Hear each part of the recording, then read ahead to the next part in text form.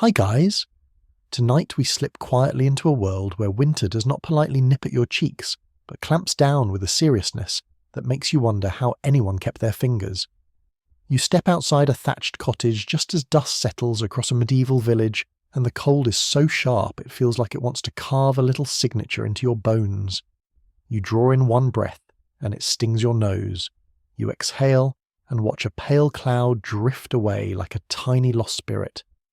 You probably will not survive this, and yet peasants did with habits so ordinary to them, and so astonishing to you that they become their own kind of bedtime magic.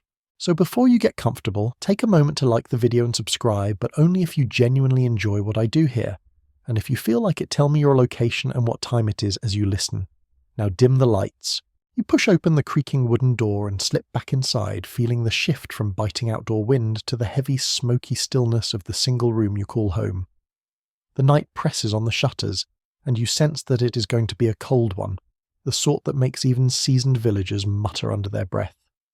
The air carries the scent of damp wool, old smoke, and the faint sourness of boots drying near the hearth. It is not unpleasant. It is simply life reduced to its most elemental shapes. You step forward and nudge the door latch into place. Every peasant knows that a loose door is an invitation for drafts to slither in and steal what little warmth you've collected. This is not superstition. It is practical survival born from centuries of lived winter. One mainstream fact quietly sits here in the room with you. Medieval peasants relied far more on insulation by habit than on actual architectural skill. They stuffed gaps with moss bits of cloth or wads of straw, anything that prevented the wind from picking up speed inside the home. It does not stop the cold entirely, but it buys you comfort in tiny, precious increments. Your ears adjust to the hush inside. The thin walls carry the soft moan of wind weaving through distant trees. You shake off the last flakes of snow clinging to your cloak. The first moment inside is always the same. Your skin prickles as it tries to warm itself. And as you stand there rubbing your hands together, you catch a tiny fringe detail that people no longer mention in polite conversation. Some peasants kept small slivers of tallow tucked near the door, not just for light, but as a fast way to soothe cracked lips or finger splits. It is a little trick someone taught someone who taught someone else a memory passed like a folded scrap of paper from one generation to the next. You hunch down and place your hands near the faint glow of the hearth. The day's fire has already dimmed to dull orange crumbs. The room feels suspended in a moment between light and dark, warm and cold, safety and restlessness. And here in this quiet you notice something scholars whisper about as they scratch their notes. Historians still argue whether peasants truly felt more resigned to the winter nights, or whether they improvised, endlessly adjusting their routines with far more creativity than we assume. Maybe this old room is proof of both. You lean closer to the embers and breathe gently, hoping they flare. They do, but only a little. Your family moves around you with the soft choreography of people who have lived too long in too tight a space. Someone coughs into a sleeve. Someone else stomps snow from their shoes. A child tries to warm stiff fingers and mumbles a sleepy complaint. It is a small world, but a full one. You take in every detail because you know once you lie down for the night these sounds will become the backdrop of your dreams. You reach up and touch the low-ceiling beam. There is frost forming on the underside, thin enough to ignore but cold enough to remind you that winter is not just outside. It seeps into every joint and board. The straw stuff between the beams quivers as the wind nudges the roof, and for a moment the home feels like it sighs. You step toward the corner where your sleeping space waits. The earth floor beneath your feet is cold and slightly uneven. You know where every dip and rise sits because your feet have memorized them through countless nights. You lay out what you have for warmth tonight. A patched wool tunic, a rough sheet of linen that smells faintly of smoke, a handful of straw to fluff the bedding. Nothing is soft the way modern sleep expects softness. Everything is serviceable, textured, trustworthy. You can almost hear winter chuckling outside, amused that you think these few items are enough. Yet they are. Peasants slept through harsher nights with even less. You kneel and smooth the straw, letting the crackling sound soothe the buzz of the outside world. The prickly strands shift under your palms. You remember something you heard earlier at the communal well, a small gossip thread that makes your brows lift. Old Bran claims that if you scatter crushed juniper needles under the bedding on the first night of deep winter, the spirits of frost will overlook your home. You suspect Bran just enjoys seeing people try odd rituals, but you quietly scatter a few needles anyway. A tiny ritual never hurts, and the smell is calming, fragrant enough to cut through the mustiness. You settle deeper into the bedding and feel the cold seep around you like slow water. The first moments of lying down are always the hardest. Every inch of you is aware of winter's touch. You tuck your knees toward your chest to preserve warmth. You rub your hands together again, listening to the soft rasp of skin on skin. The fire crackles in a way that implies cooperation, but not generosity. You will get heat, but not much. You look toward the shuttered window where faint moonlight slips through a hairline crack. The wind nudges the boards again. It is not strong, just curious. You exhale and let your breath float upward. The air is heavy but not suffocating. In this dimness you start thinking odd thoughts, like whether people in warmer climates ever truly understand sleep as survival. You wonder if warmth feels sweeter when threatened. You close your eyes for a moment, letting the soundscape shift. A distant dog barks. A neighbour hurries past, boots crunching.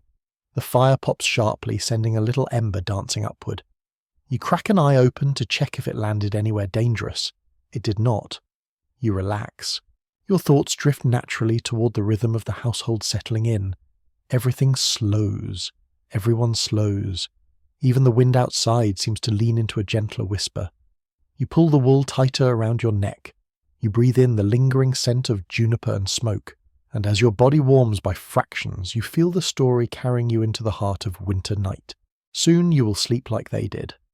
But first you let yourself imagine what the cold wants from you, and why you keep resisting it with such simple, stubborn rituals. You stay curled in the dim warmth for a few breaths before shifting your attention to what fills the room more than anything else. Smoke. It hangs in the air like a lazy guest who never quite leaves.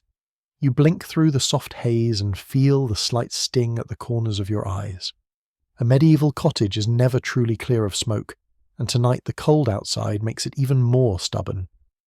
The chimney is not a neat brick tunnel. It is more like a suggestion carved into the rafters. The hot breath of the hearth simply rises and hopes it finds its way out. Most of it does not. You sit up slowly and notice how your hair already carries the scent. Every peasant you pass tomorrow will smell exactly like you. That smoky fragrance is the shared perfume of winter. One mainstream historical fact sits right here in the air. Early medieval homes often lacked a true chimney, relying instead on holes in the roof or side vents that only functioned when the wind cooperated. Some nights the wind decides to argue instead of help. Tonight is one of those nights. You rub your eyes with the back of your hand and watch the faint curls of smoke drift upward. They twist around the beams as if trying to warm them. Light tries its best to escape from the hearth, scattering through the haze and giving your little home a dreamy glow. You stand and step closer to the fire, holding your hands out again. The heat is pleasant but thin, like a warm memory instead of an actual flame. Behind you someone coughs lightly, the kind of cough you hear all through winter. Not alarming, just familiar. You turn to glance at the room. The walls are timber planks, some warped, some cracked, all dusted with a fine film of soot. Everything here carries the same story. Nothing was built to impress guests. It was built to keep you alive. You trace a fingertip along a beam and feel the roughness of years of smoke settling into it. The texture tells its own history. You shift your cloak aside and make your way to the low bench near the back wall. A few bundles of straw lean there tied with cord saved for bedding, or to stuff into gaps that widen in the cold. You give one bundle a small tap. A puff of dust rises. You sniff and wrinkle your nose because the dust smells faintly of the outdoors, cold, damp, raw. For a moment you wonder if your lungs will ever feel clean again. A tiny fringed tidbit drifts into memory. Some villagers once believed that placing a sprig of rosemary near the bed purified the smoky air. Whether this works or not, the fresh scent certainly helps a little. You glance toward a small herb bunch hanging by the door. Maybe tonight you will move it closer. The fire crackles in a low, almost apologetic tone. The light flickers across the faces in the room. You see shadows blinking awake as the fire shifts. Is it your imagination, or do the shadows look tired too? You walk back to the hearth and crouch. The smoke stings your throat in a familiar way, like an old rival that keeps showing up to remind you who holds the power in winter. You take the small iron poker and stir the embers with gentle movements. A soft chorus of sparks rises bright for a moment before fading into the dark. The smoke above you thickens for a beat. You exhale, leaning back slightly. There is something strangely comforting about this dance. You depend on the fire even as it tests your patience. It feels like a stubborn friend who knows you cannot leave. You shift your weight and glance upward.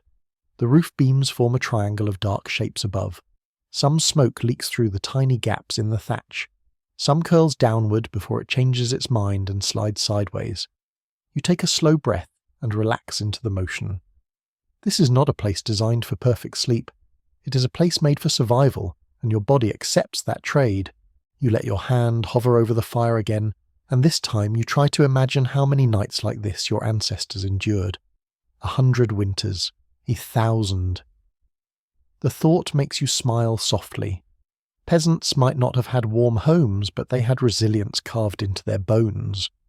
Historians still argue whether the smoky interiors of peasant cottages caused chronic respiratory problems, or whether the constant exposure actually hardened their lungs in a strange kind of biological training. You wonder which version your body might choose. You slide closer to your bedding again. The thick layer of smoke makes the air heavy near the ceiling but thinner down where you sleep. You settle onto the straw with a slow sigh. The floor is cold through the thin padding. You adjust your cloak so it drapes along your side like a barrier. The fire's glow paints the walls in hues of orange and red. You blink up at the ceiling and watch the haze drift, forming shapes that dissolve before you can name them. Smoke has a way of making the world feel smaller and quieter. The edges of the room soften. Sounds drop into a gentle murmur. You feel your shoulders loosen. Your mind starts drifting in that half-waking place, where thoughts stretch like sleepy cats. You shift again, picking a more comfortable place on the straw. It pokes a little, but you've grown nearly fond of the scratchiness. It keeps you aware of your own body grounded in the moment. You inhale. The air tastes like wood and ash. It is not fresh, but it is familiar. You let it fill your lungs. You let your exhale drift upward into the smoky veil. You notice someone else lying down near the door, wrapped in thick wool. Their breathing is slow and even the kind of rhythm that lulls you toward your own tiredness. You sense the whole house beginning to surrender tonight. A quiet shift of the wind outside sends a ripple through the thatch. A little trickle of cold air sneaks in around the rafters, pushing the smoke downward for a heartbeat. You pull the blanket closer around your shoulders. The cold is always looking for ways inside. It thinks of itself as clever. You breathe slowly and watch the fire soften into a calmer glow. The smoke hangs steady now, moving only when your breath disturbs it. You are learning to accept it as a companion. The weight of the day settles into your limbs. You let your eyes close for a moment, then open them, not quite ready to sleep, but already drifting toward that quiet edge.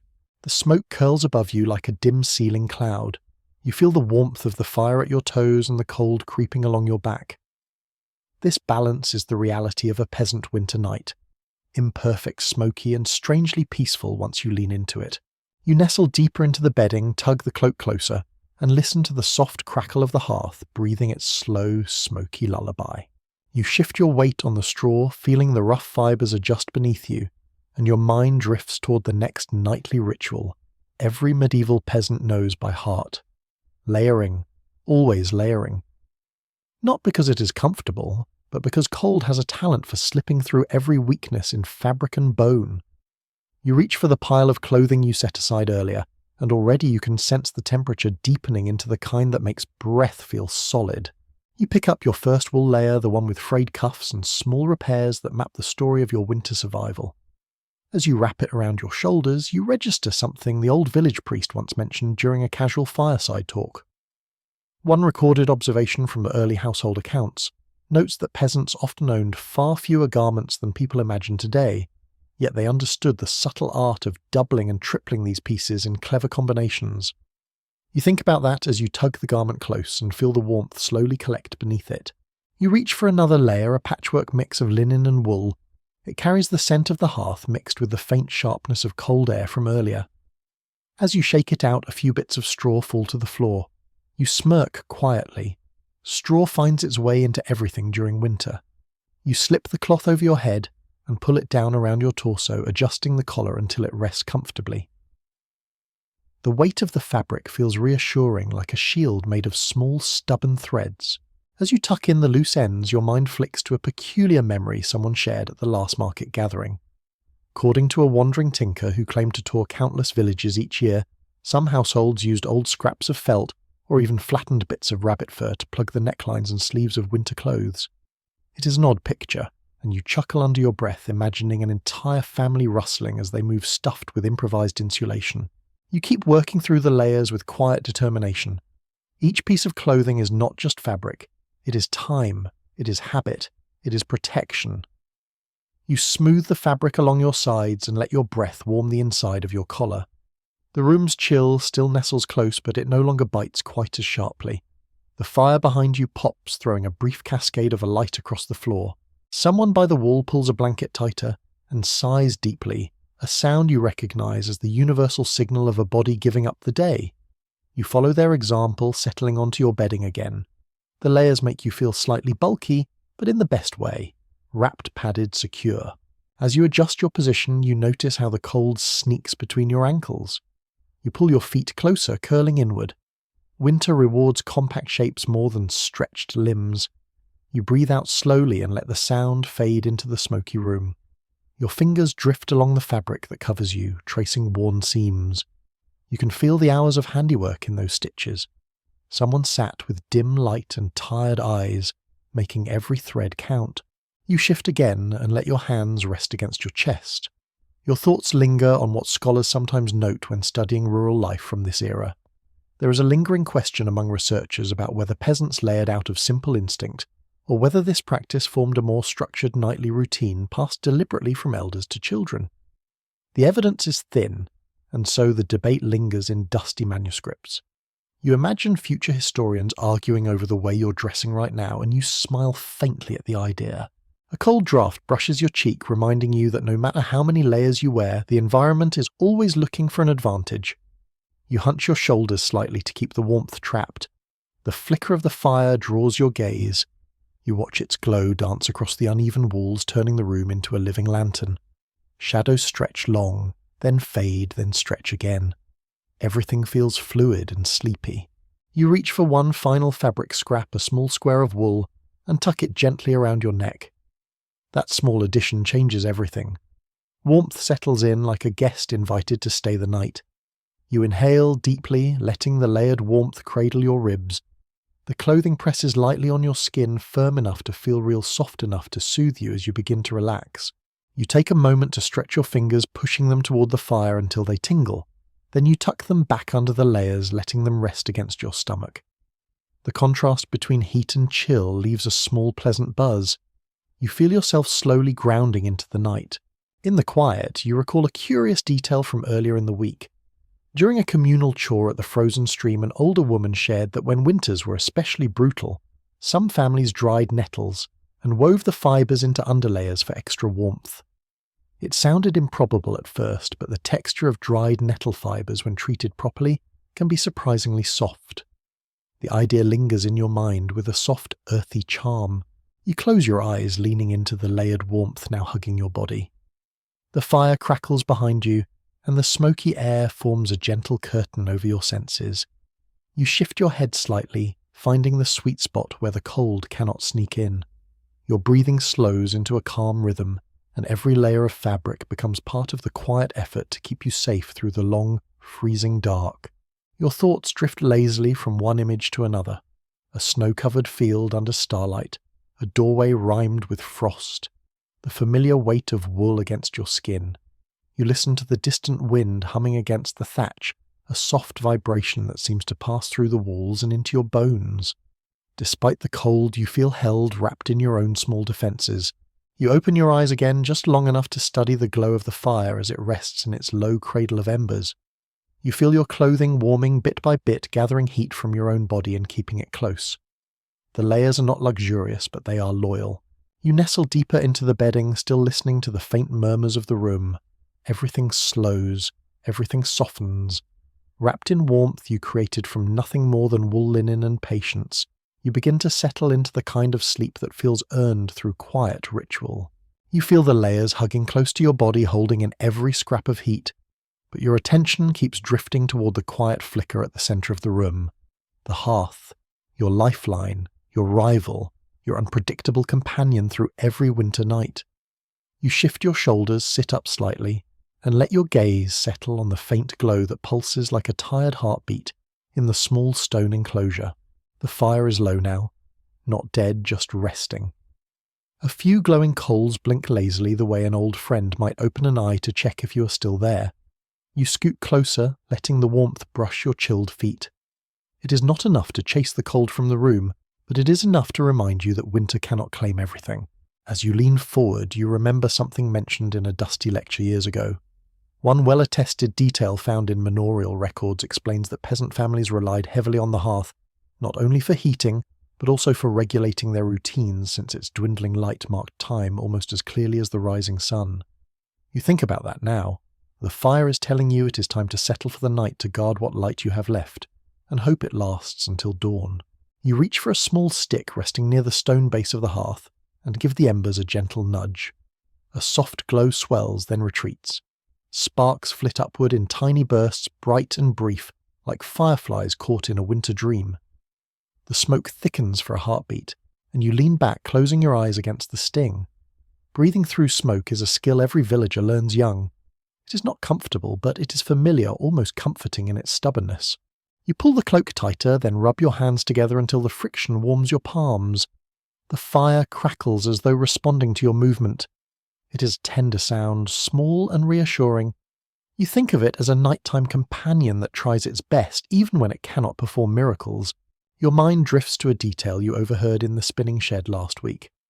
According to one old spinner who delights in telling strange tales, some families used to hang small polished stones above the hearth, believing the stones absorbed heat during the day and released it back into the room at night. You doubt the science, but the image lingers. A glimmering little stone warming the dark seems sweet in its own humble way. You shift forward and place a palm near the coals again. The warmth travels up your fingers, melting a little stiffness in your joints. You let out a soft sigh. The house around you settles into its nighttime rhythm. The walls creak as the cold pushes against them, and the roof gives a low groan that makes the thatch quiver. Someone behind you stirs, rearranging their blanket with slow, sleepy movements. The entire space feels alive, breathing with you, creaking with you, shivering with you. The firelight paints long shapes across the packed earthen floor. You trace them with your eyes, letting your thoughts drift wherever the shadows lead. You have always liked this glow. It softens the edges of everything. Even the rough walls look gentler now, washed in gold and dim red. You lean your head back slightly, letting the warmth kiss your chin. You consider how the fire changes your experience of night. Without it, winter settles in like a predator. With it, the darkness feels less threatening, more like a heavy blanket waiting to wrap you up. Researchers who handle climate and livelihood records often point out that for medieval peasants, the hearth served as a psychological anchor as much as a practical tool. You feel that truth now. The fire is not just heat, it is safety. You reach to the side and pick up a small piece of kindling. You weigh it in your palm, light, dry. Exactly the kind of wood that catches quickly. You think for a moment, then place it gently onto the waiting embers. The wood does not ignite immediately. It hesitates, darkening slightly at the edges. Then a thin curl of flame edges upward like a shy whisper. You exhale in relief. Even the smallest flame feels like a victory. The flicker enhances the room's warmth by only a margin, but you feel it anyway. Heat travels in tiny threads, weaving through the air before looping around your body. You close your eyes, letting the subtle warmth settle over your cheeks. A smile touches your lips. Not because the fire is strong, but because it is alive, and alive is enough. You stretch your toes toward the heat and wiggle them. Feeling sensations slowly return. You shift your weight on the straw mattress, noticing its familiar rustle. The fire glows brighter for a moment, giving you a clear glimpse of the cluttered corner, where tools lean against the wall.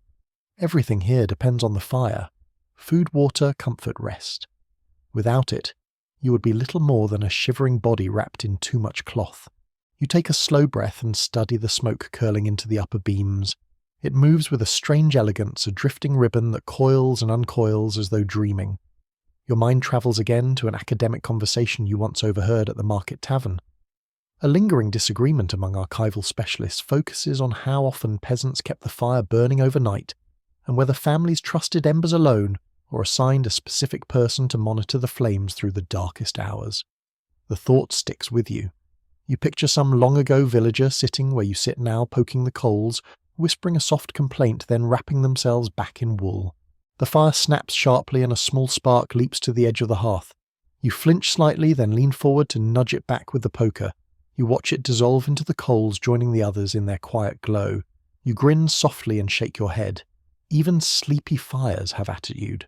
You adjust your layers again, feeling the warmth slowly accumulate between fabric and skin. You glance around the room. The glow touches the faces of the people sleeping nearby, warming one cheek and leaving the other in shadow. Their breaths form soft rhythms, weaving into the low hum of the crackling wood. It is peaceful in a rugged way, like a lullaby sung by wind and fire together. You inch back toward your bedding, still facing the hearth. The glow acts like a gentle guardian watching over you as you ease down into the straw. You curl onto your side, letting the warmth brush your feet. It will not last long, but that is the nature of winter nights. You take what heat you can when you can. You wrap your arms around yourself and feel the weight of your layers hold steady. You listen to the fire sigh, the embers shift, the night outside press its icy fingers against the walls, and still you feel safe. You let the gentle flicker guide your breathing into a calm and even rhythm. Little by little your mind softens. Your thoughts drift like the smoke above you, wandering, looping, unfurling. The glow becomes a warm blur behind your eyes. You nestle deeper into the bedding, letting the remnants of heat seep into your bones. Tonight the fire is small, but it is yours. Its faint shimmer is enough to guide you into the soft edge of sleep. You settle deeper into the straw, watching the fire's glow ebb into a faint tremble, and your thoughts drift toward the shape beneath your body. Not a bed the way you know it today. Not feathers or springs or soft quilting. Just earth. A packed, flattened platform raised a little from the floor because even the poorest villagers understood that the ground steals warmth like a thief that never sleeps. You shift slightly, feeling the firmness beneath your hip, and let yourself sink into the rough familiarity of it. This sleeping spot is more than dirt. It is a careful arrangement beaten flat with wooden mallets and smoothed over time by bodies that have rested here for generations. There is a quiet practicality in it, and you begin to appreciate the way it supports you with a steady, grounded feeling. A note preserved in early rural surveys describes how these low platforms often functioned as multi-purpose nooks, used for work during the day and for sleep once darkness arrived. You run your fingers over the packed earth, sensing the small bumps and ridges made by years of use. You pull your cloak tighter and shift the straw that softens the surface. A few pieces poke your ribs, so you adjust again until the arrangement feels just right. The sound of the straw crackling beneath you forms a simple bedtime rhythm. The glow of the hearth reaches this corner, only faintly painting your bedding in a warm, muted tone that makes the earth platform feel almost inviting. Your mind wanders to a story a shepherd once shared during a long walk back from the pastures. He claimed that in harsh winters some villagers lined their sleeping platforms with thin layers of dried mullein leaves to create a cushion that stayed warmer than plain straw. You smile gently at the oddness of the idea. Soft leaves hidden under blankets offering a secret layer of comfort that only the sleepers would know about. You stretch your legs within the layers of cloth and feel the earth supporting your weight evenly. There is something grounding about it, almost as if the land itself is holding you steady, while the winter air tries to nibble at your skin. You adjust your position and listen to the crackle of the fire mixing with the distant sigh of wind against the walls. The cold outside presses in, but here on this platform you feel anchored. You run your hand along the packed surface again, noticing how the texture changes in different spots. Some areas feel smooth from years of pressure, others rougher where repairs or new layers of earth were added. You breathe in slowly, letting the smell of smoke and straw drift through your senses. It is a modest place to rest, but it is yours for the night, and that gives it a quiet dignity. You shift your shoulders, settling into a comfortable position. The layers of clothing keep your body warm enough, but the earth beneath you still carries the chill of winter. You curl your knees closer to your chest and tuck your blanket around them. The cold always settles in at the lower edge of your sleeping spot first, and you know how to work against it without thinking. These are habits learned through countless nights. A quiet thought floats through your mind, sparked by something you once overheard at a harvest gathering. Some historians still puzzle over whether these raised platforms were intentionally contoured, to help with warmth, or simply formed by repeated use shaped by bodies rather than design. The idea of generations unknowingly sculpting the sleeping place with their own weight adds something strangely poetic to the moment. You feel connected to them in a way that surprises you. You press your palm into the earth, feeling the firmness beneath the thin layer of straw. You imagine the many hands that packed this surface down the many winters that passed over it. This bed is not a luxury, but it is a shared inheritance. You feel its story under your skin. You adjust your blanket again, tightening it under your chin. The fire lets out a small hiss. A tiny ember snaps upward. The air in the room cools little by little, and you become more aware of the heat your body is building for itself. The earth takes some of it, but not all. Enough stays with you to grant comfort. Your gaze drifts upward to the low beams, then back to the straw around you. You shuffle slightly to create a softer nest in one corner of the platform. The straw whispers as you move, adding to the calm soundscape of the room. Someone on the opposite side shifts as well, perhaps chasing warmth the same way you are. Your breathing slows. The packed earth beneath you feels steady, unchanging. It does not mold to your shape, but it accepts your weight. You let yourself soften against it, letting the firmness cradle your spine in a surprisingly soothing way. You close your eyes for a moment, imagining the cold outside retreating just a little. The walls tremble under a wind gust, yet your platform stays steady. You feel the boundary between yourself and the earth blur a little, as though you are sharing heat with the land itself. It is a primitive comfort, but a real one. You nestle deeper into the straw, letting your blanket slide closer around your shoulders. The earth holds firm beneath you, strong and simple. Your breaths fall into rhythm with the faint whisper of wind outside and the last murmurs of the hearth's glow. As the night settles, you feel wrapped not only in fabric and straw, but in the quiet endurance of people who learn to sleep on the ground and call it home. Little by little warmth gathers around your chest. Your thoughts soften. Your body rests. On this humble platform of earth and straw, you begin to drift towards sleep. You pull your blanket a little higher, feeling the cool draft nibble at your ankles, and then you let your hand sink into the straw piled beneath you. It rustles with a dry, papery whisper shifting under your weight, like a restless creature trying to settle in for the night. You lift a handful and let it fall back through your fingers. The texture is scratchy, uneven, and dotted with tiny seeds that cling to your skin. This is your mattress. This is what stands between your body and the biting chill that rises from the earth. You roll onto your side and press your palm firmly into the bedding. The straw gives way, slightly reshaping itself into a shallow cradle around your hip. It is not soft. It is not glamorous.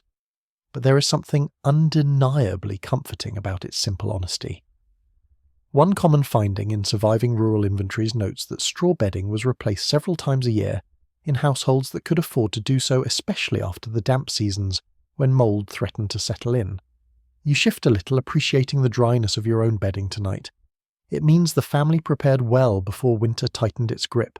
You fluff the straw by lifting the edges and letting air pass through it. The action creates a rising dust that sparkles briefly in the dull firelight. You cough once into your sleeve, then smile at the familiar tickle in your throat.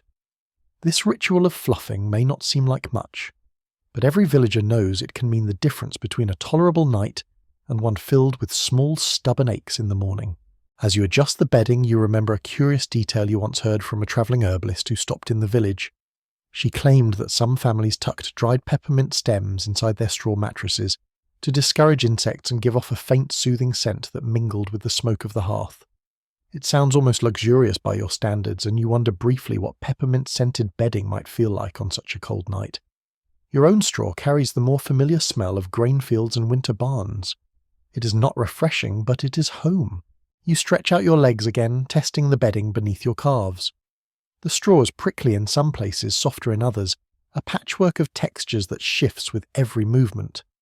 You tug the blanket closer and settle in. Your fingers absent-mindedly trace the edge of the straw pile, noticing where newer pieces feel fresher, and where older ones have started to break down into finer fibres. You can tell someone recently added a top layer. The brightness of the strands gives it away. A quiet thought slips into your mind, born from a conversation you overheard in the monastery courtyard last autumn. A lingering question among researchers of domestic life is whether medieval peasants deliberately layered their straw in strategic patterns for comfort, or whether the bedding simply evolved into shape through nightly shifting. Records are vague. The surviving notes tell only fragments. You glance down at your bedding, half amused at the idea that future scholars might argue about your sleeping habits, while you simply try to keep your toes warm. You adjust your position once more, sliding an arm under your head. The straw beneath your shoulder responds with a gentle sigh of sound. You hear the faint scurry of a mouse somewhere behind the wall, and try not to think about how much that little creature admires the bedding you are lying on. You tuck your blanket tighter to keep any bold midnight visitor from joining you. Your eyes drift toward the narrow window slit where a thin blade of moonlight slips inside and touches the bedding at your feet. You notice the tiny bits of chaff glinting faintly, small flecks of gold in the quiet dark. The smell of straw mingles with the scent of lingering smoke and a faint trace of wool from your layers. Together they weave a rustic perfume that feels strangely calming. You curl onto your side, tucking your knees closer. The straw crackles beneath you, shifting into a nest-like hollow that matches the curve of your body. It makes you feel cocooned in your own small corner of warmth. You rest your cheek against your forearm and let your breathing fall into a slow, steady rhythm. Something about the steady rustle of the straw helps you unwind. Even the roughness feels right tonight. A memory surfaces from earlier in the week when the older villagers were discussing winter habits near the communal oven. One of them, a wrinkled woman with a sharp laugh, mentioned that in her youth she once knew a family who combed their straw bedding with an actual wooden rake every few nights to keep it airy and soft. The others teased her, insisting her memory had grown too fanciful, but the image of someone raking their mattress stuck with you. You picture it now, and it almost makes you laugh out loud. A mattress that needs grooming. Yet the more you think about it, the more practical it seems. You let your hand glide across the bedding again, feeling for any lumps or stubborn corners. You push one aside with your fingertips and smooth the straw into a more forgiving shape. The bedding warms slightly as your body heat begins to settle, and you feel the subtle difference where the straw has fluffed just enough to embrace you gently. Your eyelids grow heavier as the night deepens. The fire crackles low, sending soft echoes through the room. A few ashes settle in the hearth, with tiny sounds like quiet footsteps walking away. The walls do not move, yet you feel the house shift in a sleepy way, as though settling its own weight for the night. You shift too, letting the straw cradle you without resistance. A cool breath of air sneaks in near the window and brushes your cheek. You burrow deeper under the blanket, letting the warmth rise around your shoulders. The bedding rustles softly, the sound almost like whispering wheat fields in summer.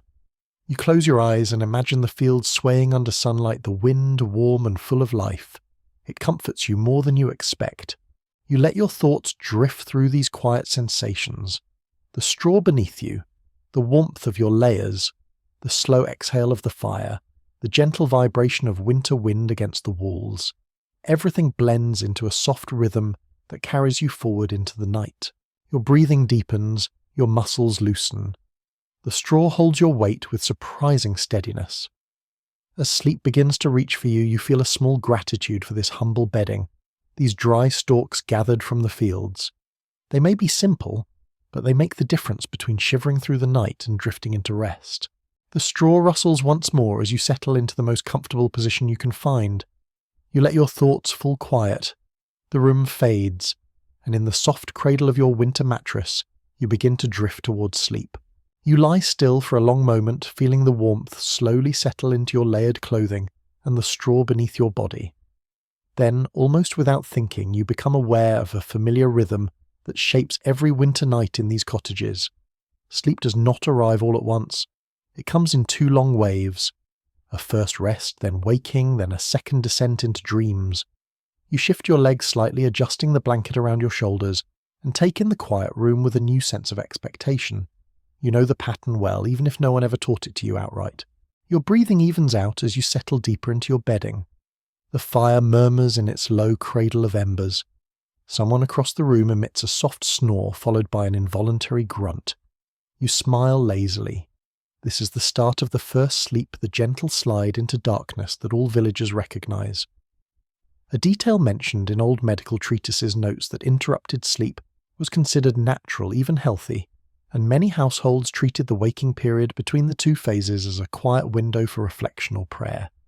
You wonder how strange it must seem to someone used to a single unbroken night. You adjust your cloak and feel the heat slowly building under your layers. Your eyelids droop. The crackle of the fire drifts into a softer hum. You relax your shoulders, letting them melt into the bedding. The cool air still creeps along the floor, nibbling at your toes, but it no longer feels hostile. It feels simply like part of the night. Your thoughts grow loose and soft, wandering through memories without urgency. As you hover on the edge of sleep, an odd detail rises from a conversation you heard earlier in the month. A huntsman swore that some villagers used to place a small carved wooden figure near their bed to encourage dreams of warmth and good fortune during the first sleep. It sounded like superstition, yet you picture the small carving now and feel a strange comfort in the idea of a tiny guardian watching over the night. Your breathing deepens, your body grows heavier. The room fades into a haze of sound and shadow. For a while you drift easily, sinking into the first stretch of sleep as though it lifts you in its quiet arms. The fire sighs occasionally and your dreams begin to gather from the corners of your mind. They are simple dreams rooted in the rhythm of the season, the glint of frost, the murmur of a distant stream, the scent of warm bread from a feast long gone. Then, without warning, the first sleep loosens its hold. You open your eyes to a dim glow. You do not feel startled. This pause in the night is simply expected, a normal part of winter rest. The entire cottage seems to exhale with you, half awake, half still in the world of dreams. A question sometimes raised among historians of daily life lingers in your thoughts. Did medieval families value this waking interval for conversation or tasks, or did they greet it with quiet resignation? The old records offer no single answer, and you imagine the truth varied from home to home. You shift your body, carefully mindful of the cold that sneaks into movement. The straw rustles beneath you, releasing a faint scent of dried grass that mingles with smoke. You pull your blanket up to your chin and lie on your back, staring toward the low rafters. A thin ribbon of moonlight stretches across one beam, illuminating a patch of frost that glitters faintly like powdered glass. The sight steadies you. It feels like the world outside pauses just long enough to let you admire it. A soft noise breaks the silence. Someone coughs lightly, then settles again. Another sleeper mutters a half-formed word and rolls over. You feel less alone in your wakefulness. Your mind floats easily, neither truly alert nor fully dreaming. You enjoy this brief in-between state, a small island of calm where the cold cannot reach your deeper thoughts. You rub your hands together gently, feeling the warmth return to your palms. You adjust your feet beneath the blanket, curling your toes to stir the warmth gathered there. The fire glows faintly. A watcher in the corner, too tired to blaze, but too stubborn to die. You listen to the quiet rise and fall of its breathing. The sound soothes you, smoothing out the returning edges of fatigue. Your thoughts drift again looser now, wandering like flakes caught in a soft wind. You remember a remark made by a visiting scribe last spring. He had told a small gathering that some manuscripts suggested peasants use this waking period to check on animals, tend embers, or whisper quiet stories meant only for the night. You imagine those scenes. A soft conversation by the fire, a gentle lullaby, a handful of whispered secrets too shy for daylight. You let your eyes fall closed again, letting the warmth of your breath gather under the blanket. Your mind lightens. The stillness deepens. The quiet reaches under your ribs and settles there. You feel the subtle pull of the second sleep like a warm tide moving slowly through your thoughts. Everything softens in its wake. You take one last slow breath long enough to feel your chest rise and fall in the dim air. The silence folds around you. The fire emits one soft pop as if giving permission. You curl onto your side, finding the warm hollow your body left earlier. The straw nestles closer, cradling you with its familiar rustle. Your limbs grow heavy once more, sinking into the promise of deeper rest. And so you slip gently into the second sleep, wrapped in layers held by the earth beneath you, warmed by the faint heartbeat of the hearth. The night carries you without effort, guiding you back into dreams woven from winter firelight and the steady rhythms of the medieval world. You sink deeper into your bedding, letting the second sleep tug gently at your senses, but before it fully settles, you feel a shift in the warmth around you. A subtle change, a soft presence, a familiar weight pressing closer at your back. It is not an extra blanket. It is a person. Then another, and another. Bodies edging nearer, settling into a shared cocoon of heat that no single sleeper could produce alone. You do not find it strange. This is how winter nights work for families who live by necessity rather than comfort. You adjust slightly to make room for the small elbow nudging your ribs. A child curls beside your knees. Someone's foot brushes your ankle. You feel the steady rhythm of breathing around you, each breath feeding the collective warmth like small, steady embers. A detail frequently noted in accounts of rural living mentions that entire households often slept together in close bundles not out of sentimentality, but because shared heat could mean the difference between a manageable night and a dangerous one. You feel the truth of that in the gentle rise of warmth around you now. You shift your blanket so it covers the shoulders of the person closest to you. The straw rustles softly beneath the group, adjusting to the weight of several bodies instead of one. It is not a perfect arrangement. Knees collide, elbows wander, blankets are tugged sideways. Yet somehow it becomes comfortable, a hive of quiet breath and shared survival. The fire's glow is faint now, painting the bodies around you in soft shapes and golden outlines. You watch for a moment, noting how the dim light settles on faces, catching on cheekbones, brushing across hair, fading into shadows. You hear a small whisper from someone half asleep. They murmur a word you cannot quite grasp, then drift off again. The closeness makes every sound intimate. You curl an arm around your chest, mindful of the space. Someone's hand grazes your shoulder, searching in their sleep for warmth before settling again. You smile lazily. You have grown used to these nightly collisions. When winter is at its coldest, personal boundaries shrink and warmth becomes a shared resource, not an individual luxury. Your mind drifts to something you once heard from an elderly woman who had lived through 60 winters. She claimed that her grandparents taught her a tiny trick for staying warm in large sleeping bundles. They would twist their woolen cloaks around the group like a shared cocoon, creating pockets of trapped heat that lasted until morning. You think of that now, imagining how the fabric must have wrapped them like a giant sprawling nest. You shift your leg slightly, and the child beside you instinctively moves closer, pressing their back against your thigh. Their warmth radiates upwards, surprising in its intensity. You place a gentle hand on their shoulder and feel the soft swell of their breath. The contact helps your own body relax. The wind outside presses against the shutters again, a long sigh that makes the walls tremble. You barely feel the draft this time. The group's combined heat forms a quiet barrier that pushes the cold away. You tuck your chin deeper into your blanket and listen to the soft chorus of different breathing patterns around you. Slow breaths, quick breaths, occasional soft snores, all weaving together in the dark. You think back to a question sometimes raised in the study of domestic relations. Some researchers wonder if these nightly sleeping bundles strengthened emotional ties, or simply made them more complicated. There is little clear evidence, only fragments from letters and confessions and local folklore.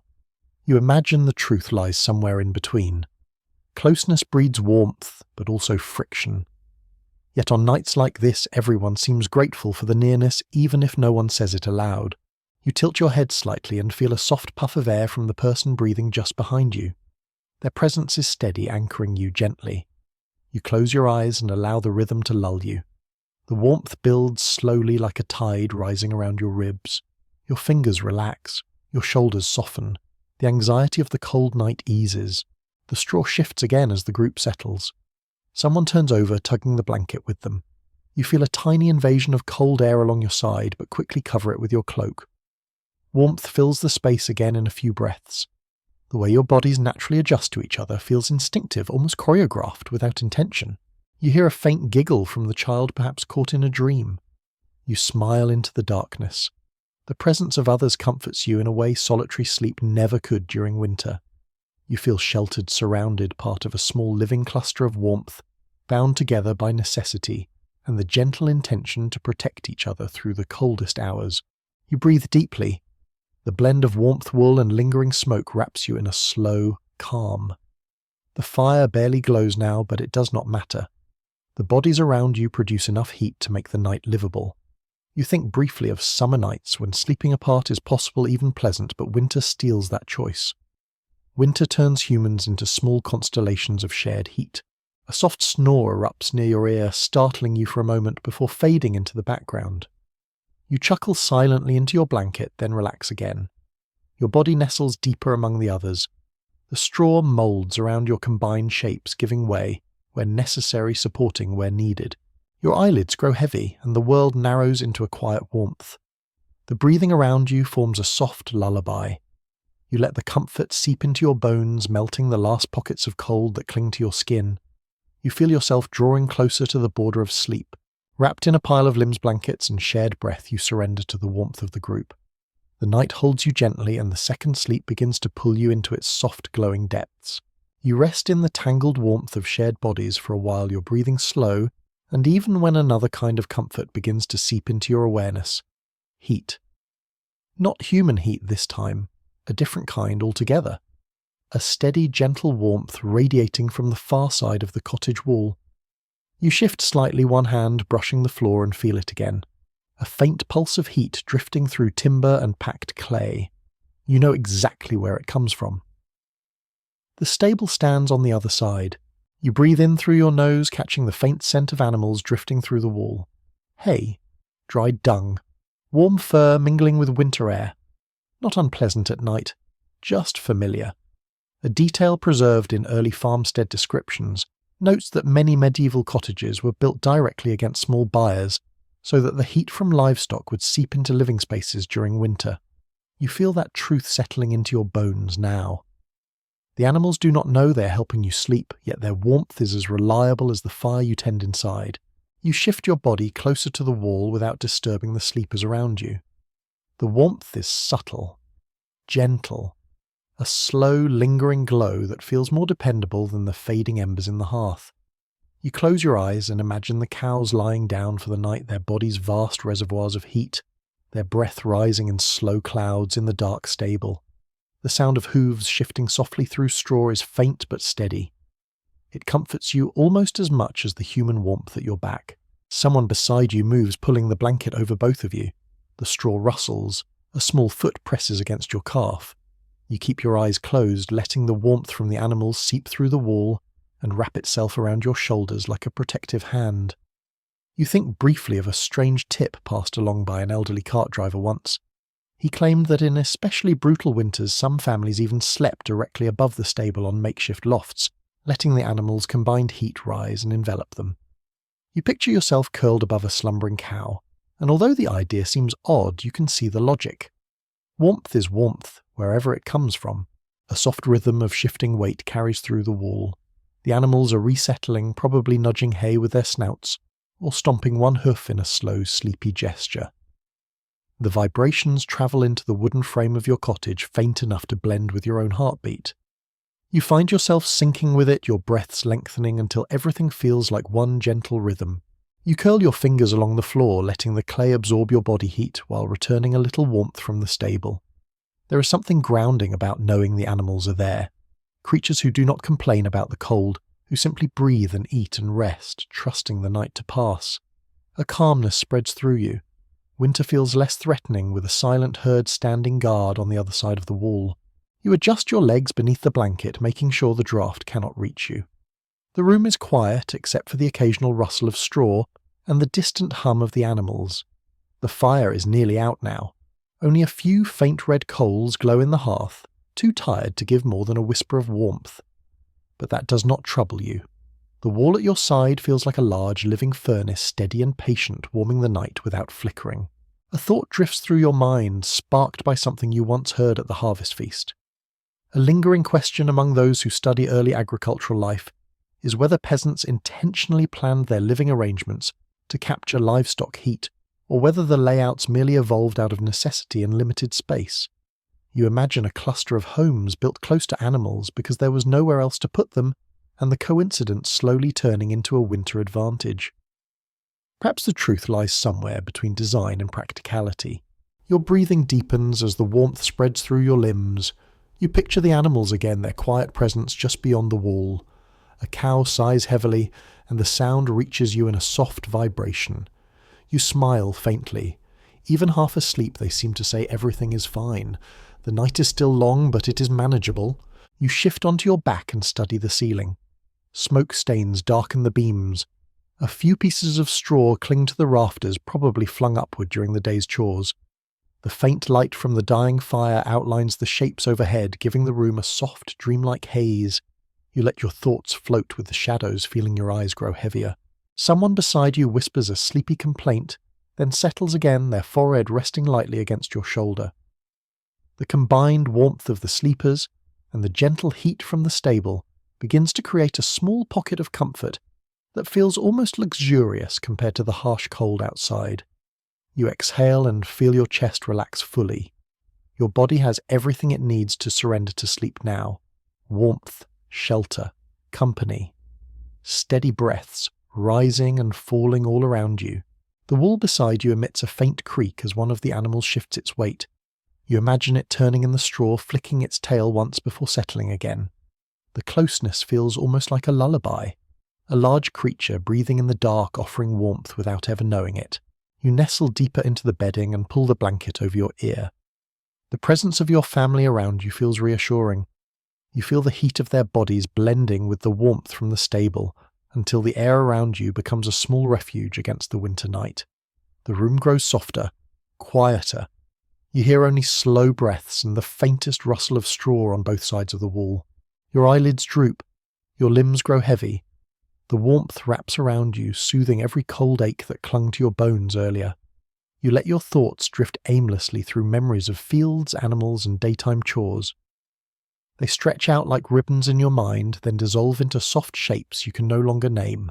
A final sigh rises from the stable low and comforting like a giant calming the darkness. You smile one last time into your blanket. Everything feels steady. Everything feels safe. The warmth cradles you from both sides and your body finally loosens its last defences. Held between your family and the silent, gentle heat of the animals, you drift into a deep, quiet sleep that belongs only to winter nights in the medieval world. You drift in and out of the warmth in a sleepy haze wrapped in layers of breath and blankets, when your ears begin to attune to the tapestry of sounds that fills a medieval winter night. At first, it is only silence, a thick, soft quiet that feels as cold as the frost outside.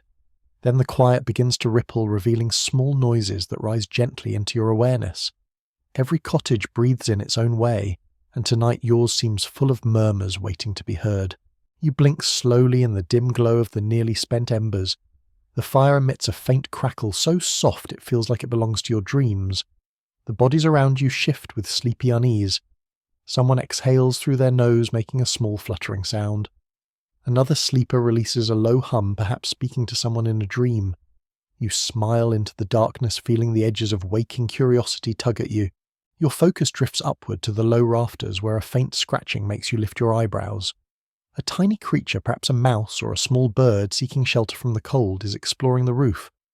In accounts of everyday rural life, observers often mentioned how homes, however humble, served as miniature ecosystems where animals and humans coexisted through the winter months. You hear that reality now in the light fluttering scratches just above your head. You shift slightly, adjusting the blanket around your shoulders. The straw beneath you rustles with each movement, the crisp sound blending with the faint drip of melting frost from the top of the thatch. You listen as the drip slows, then stops, replaced by the soft hum of wind brushing along the roof. The cottage creaks in quiet response, as though sighing at the pressure of the cold pressing in from outside. You let your ears wander further, seeking the faintest noises. The stable wall beside you murmurs with gentle animal sounds. A cow sleeps and exhales, creating a soft gust of breath that seems to echo through the wooden boards. A chicken shifts on its perch, its claws making tiny clicks in the bedding. These small noises feel steady and grounding. They remind you that life even in winter does not retreat completely. It simply grows quieter. From somewhere beyond the cottage walls comes a distant bark. A dog likely guarding a neighbour's home breaks the silence for a brief moment before falling quiet again. That sound sends a faint shiver up your arms, not out of fear, but because it reminds you that the village remains awake in its own scattered ways, each home with its own noise, its own heartbeat. You turn your head slightly and notice the soft wheeze of an elderly family member sleeping nearby. Their breathing forms a slow, rhythmic pulse that makes your own breath fall into sync. A fold of blanket shifts as they move the fabric, brushing against wool with a muted rasp. You find yourself soothed by the familiarity of it. Your ears pick up another layer of sound, a faint tapping.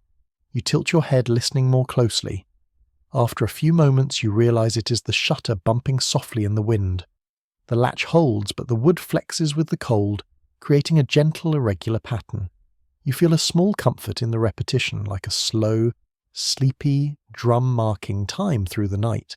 Your mind drifts back to something you once heard at a feast, when an elderly storyteller claimed that the sounds of winter nights carried meanings if you listened long enough. He insisted that certain creaks in the rafters were signs of approaching storms, while the flutter of small animals near the roof warned of shifting weather patterns. You smile at the memory, unsure whether he spoke truth or simply enjoyed the sound of his own stories. You picture him now waving his hands near the fire, claiming he could predict snow by the tone of a distant owl. You listen harder, hoping for an owl call of your own. A minute passes, then 2. The air remains silent. Then soft and trembling, a faint hooting sound reaches you through the cold. It is distant, barely audible, but enough to draw a warm hum of recognition in your chest. You wonder if the storyteller would smile knowingly at this.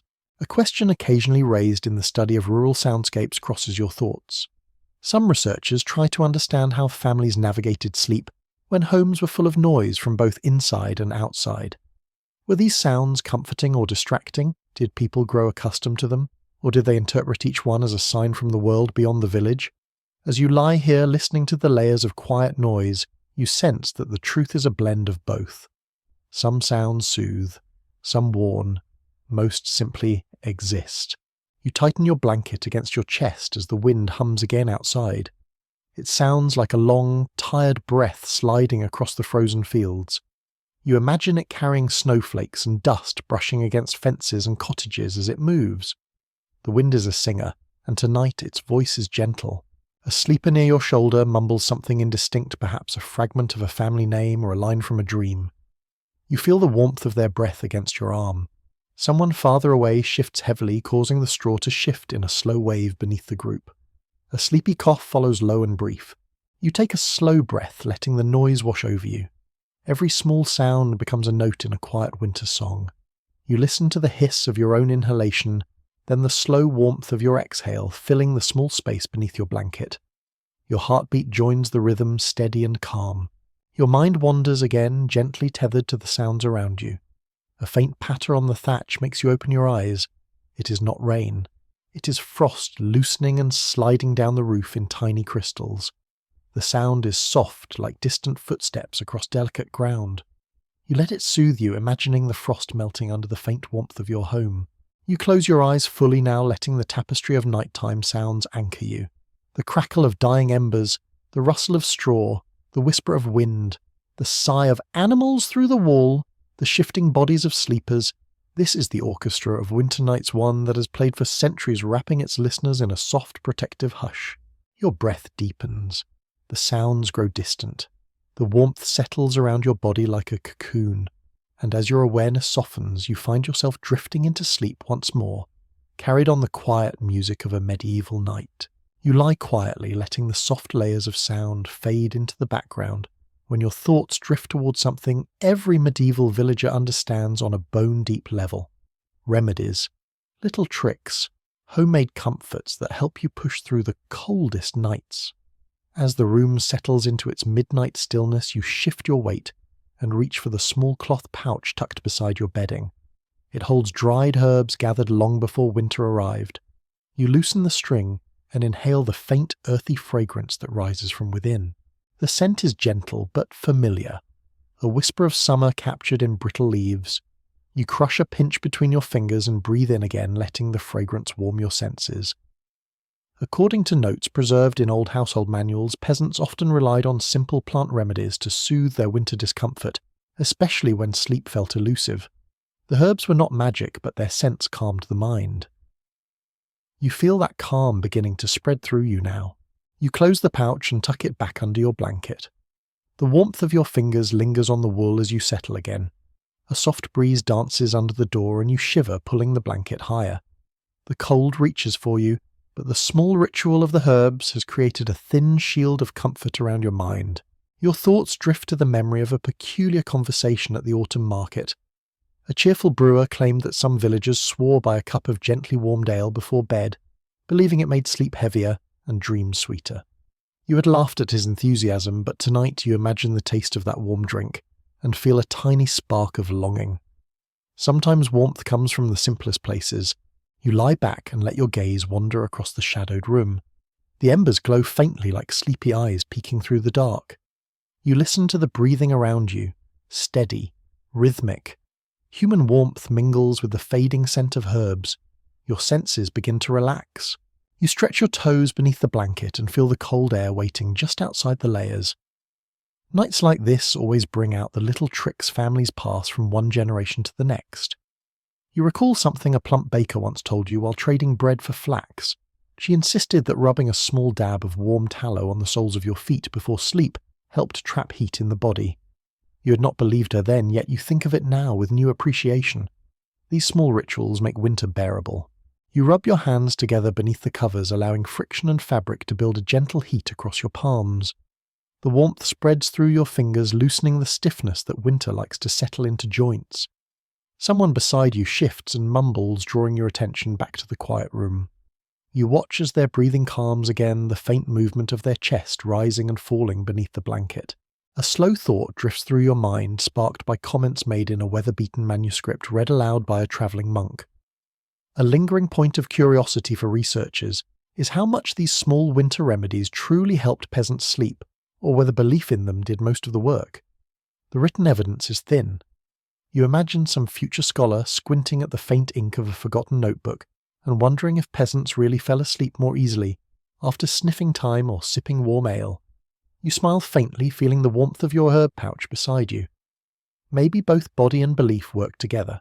Your breathing slows as you sink deeper into the blankets. A faint soreness in your shoulders reminds you of the daily labour that fills the hours before night arrives. You shift to ease the pressure and gently massage your own arms, moving your fingers in circles along the tired muscles. The motion sends ripples of warmth through your limbs. A simple remedy, yet effective. Your grandmother once insisted that a short self-massage at night helped keep winter aches from settling into your body. You believe her now, remembering how stiff you felt the last time you forgot. Your eyes drift toward the door where a faint draught brushes the edge of the floor. You tuck your blanket tighter around your legs. The cold in this cottage is stubborn, a visitor who refuses to stay outside, yet you meet it with quiet strategies. Layers, heat from animals, warm herbs, the smell of wool. These tiny defences form a barrier that keeps sleep within reach. You shift your thoughts toward the memory of a strange winter charm you heard about during a harvest gathering. A shepherd claimed that some families tied small bundles of rowan twigs above their beds to keep nightmares away. He spoke with such conviction that you imagined him hanging the charm every year with ritual solemnity. You look around your cottage now, half expecting to see a twig bundle near the rafters. There is none yet, the memory comforts you all the same. People across the village cling to traditions in their own quiet ways. You feel your breathing deepen, drifting into a slow rhythm. The warmth from your group nestles around you, blending with the faint heat from the animals through the wall. The herbs you crushed earlier leave a gentle fragrance lingering on your fingers, and you bring your hand to your nose once more, letting the scent draw you towards sleep. A soft sound breaks the silence. The faint creak of a wooden ladle drying near the hearth. It shifts slightly, perhaps touched by the last scrap of warm air rising from the embers. The noise comforts you, reminding you that even small household objects join the nightly soundscape. Everything in the cottage lives through winter with you. You relax your jaw, loosening the tension that winter often builds there. Your tongue rests softly. Your breath becomes slower. You feel yourself gliding deeper into the edge of sleep. The cold tries again to sneak through a gap in the blanket, but your warmed layers hold steady. You tuck one hand beneath your cheek and let the faint scent of herbs mingle with wool. Somewhere near the far corner, a sleeper quietly mutters a half-formed word. Another exhales in a steady rhythm that forms a soft lull. You're cocooned within these simple sounds. You adjust your hips, settling into the nest of straw, feeling the texture of the dried stalks beneath your layers. The smell of hearth smoke wraps itself like a light veil around the room. Your eyelids grow heavy. Your thoughts drift slower. Each remedy, each small comfort, each piece of quiet wisdom passed through the village has done its part. The herbs calm your mind. The warmth from the wall soothes your chest. The quiet breathing of your family folds gently around you. You surrender to the softness. Your body relaxes inch by inch. The night feels less sharp, less intrusive. The remedies have done their work, weaving a delicate bridge between the cold and your longing for rest. Wrapped in warmth and whispers, you let yourself drift once more towards sleep, carried by the quiet promise of winter night comforts. You breathe slowly, the soft herbal scent fading into the smoky air when a different kind of presence begins to settle around the room. Not a person. Not an animal. Something older, quieter, shaped from stories that drift through winter villages like wandering shadows. You shift slightly, adjusting your blanket, and sense how darkness seems to thicken just a little, taking on a texture that feels almost watchful. This is the hour when imaginations stir, when a cold night invites old tales to slip quietly into your thoughts. Your eyelids hover half closed as you listen to the wind tapping gently against the shutters. The sound reminds you of a tale told at last year's midwinter feast, when a woodsman claimed the wind carried the voices of ancestral spirits, checking on the living during the deepest cold. The others at the feast had laughed, but you remember the woodsman's tone steady and certain. You think of it now, and the idea feels strangely comforting. Winter is easier to bear when you imagine it filled with unseen guardians rather than empty cold. You shift your hand across the straw, letting the dry stalks whisper between your fingers. Someone nearby murmurs in their sleep, and the tiny half-formed sound wanders through the room like a ghost of a thought. You smile faintly at that. According to several accounts collected from early parish records, villagers often believed that winter nights blurred the line between dreams and the waking world, and that spirits sometimes drifted near the edges of sleep. You have no desire to prove or deny the idea. Tonight it simply feels like part of the landscape. A sudden creak from the rafters makes you lift your eyebrows. Not loud, not alarming, just enough to nudge your imagination awake. You picture a small, mischievous household spirit perched above you, shifting its weight while deciding whether your family has been tidy enough to deserve protection from the cold. One of the older women in the village once insisted such spirits existed, claiming they knocked on beams when they wanted offerings of breadcrumbs. You consider leaving a few crumbs near the hearth tomorrow just in case. You close your eyes briefly, letting these half-mythical thoughts drift around you. They do not frighten you. They feel like old companions in the winter dark. Whispered stories meant to explain the things villagers could hear but not see.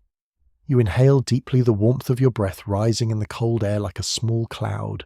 A quiet memory surfaces, something you once heard in the monastery garden while carrying water. A travelling scholar mapping winter folklore mentioned that researchers still puzzle over how widespread these beliefs truly were, and whether families created them to soothe children or reassure themselves. The surviving evidence is inconsistent, scattered through folk songs and half-faded marginal notes. You imagine future scholars squinting at those notes, trying to decide which fears were real and which were stories born from long nights. You shift again, rolling gently to face the wall warmed by the animals. The heat comforts you, but your mind wanders toward the darker corners of the cottage. Those corners feel deeper tonight, as if the shadows stretch toward your bedding.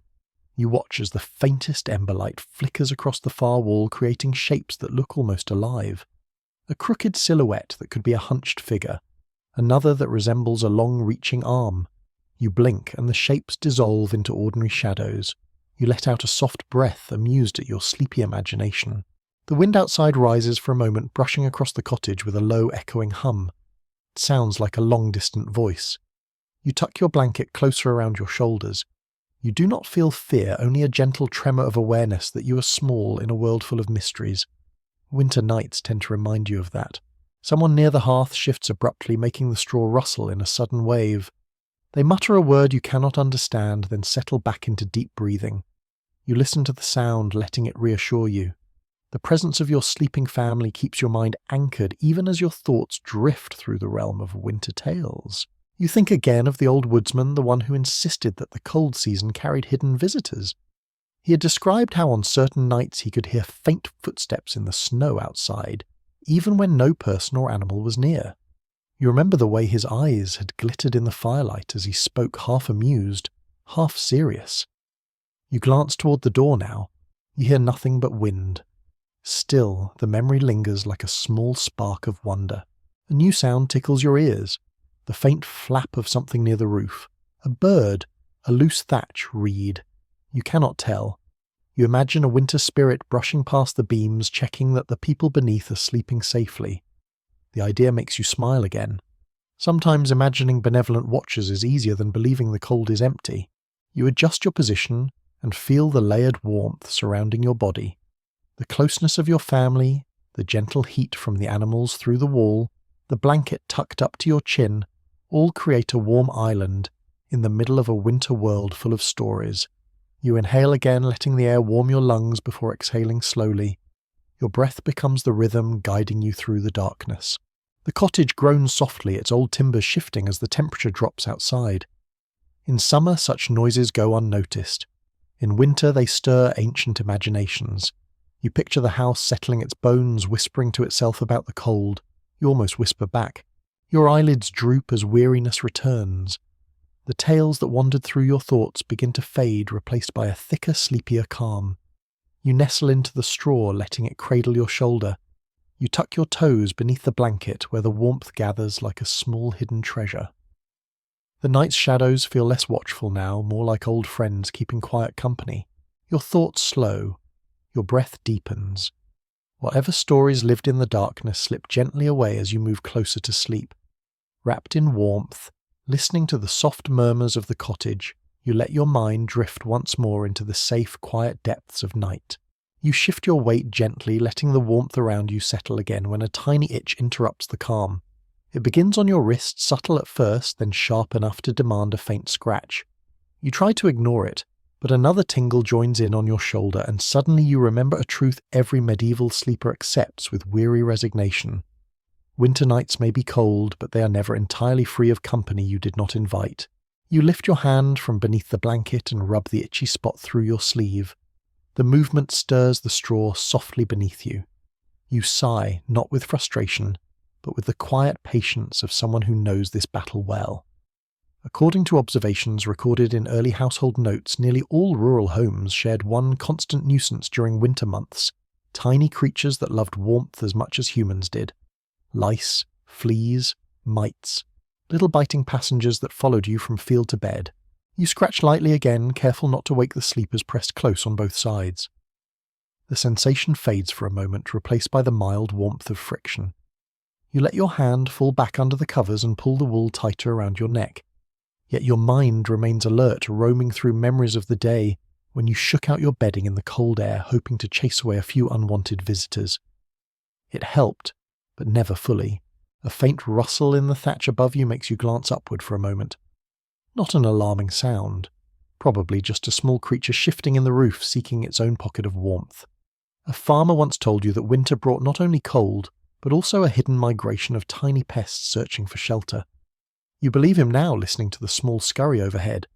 You feel a tiny tickle along your rib and gently scratch again. A sleepy sigh escapes someone nearby. Their shifting elbow brushes your side and sends a small wave of warmth across your blanket. You remain still, not wanting to disturb the delicate balance of shared heat.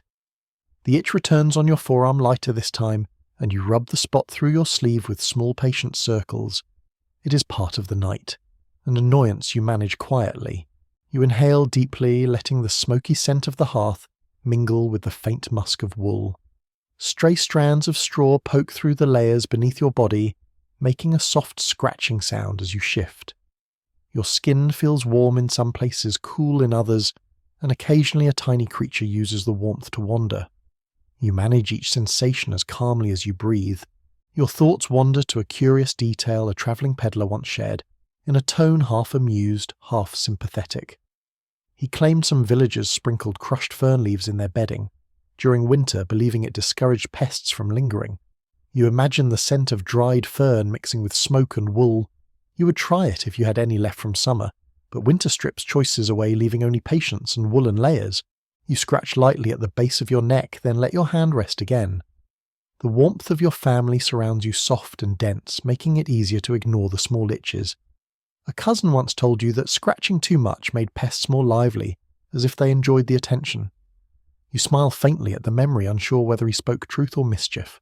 A slow chill slides along your feet as someone shifts the blanket slightly. You tuck your toes closer to your body and feel the warmth return slowly. The itch near your wrist fades. Another appears briefly near your elbow, then disappears on its own. You breathe calmly through each one. These tiny disruptions belong to winter just as much as frost smoke and darkness. A thought surfaces from something you overheard at the monastery during a bread delivery. A few scholars studying domestic habits wondered aloud how peasants remained patient through nights filled with pests and discomfort. One of the monks had laughed and replied that routine makes even irritation become background noise. You feel that truth now. You accept each itch as part of the winter soundtrack, nothing more. The fire murmurs faintly in the hearth. The embers glow in soft bursts. Someone in the group bundle mumbles a word, then quiets again. The warmth around you continues to build, pushing back the cold in slow waves. In this little nest of straw and wool, even the pests lose some of their menace. They are simply part of the story. You shift your position slightly to relieve a faint pressure on your hip. The straw rustles beneath your back and the sound blends with the gentle breathing around you.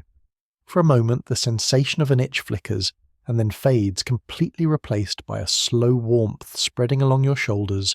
Your hand drifts to your collar, checking for any movement. Nothing there now.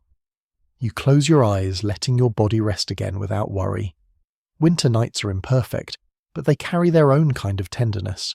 You handle the discomfort the same way you handle the cold, with quiet persistence.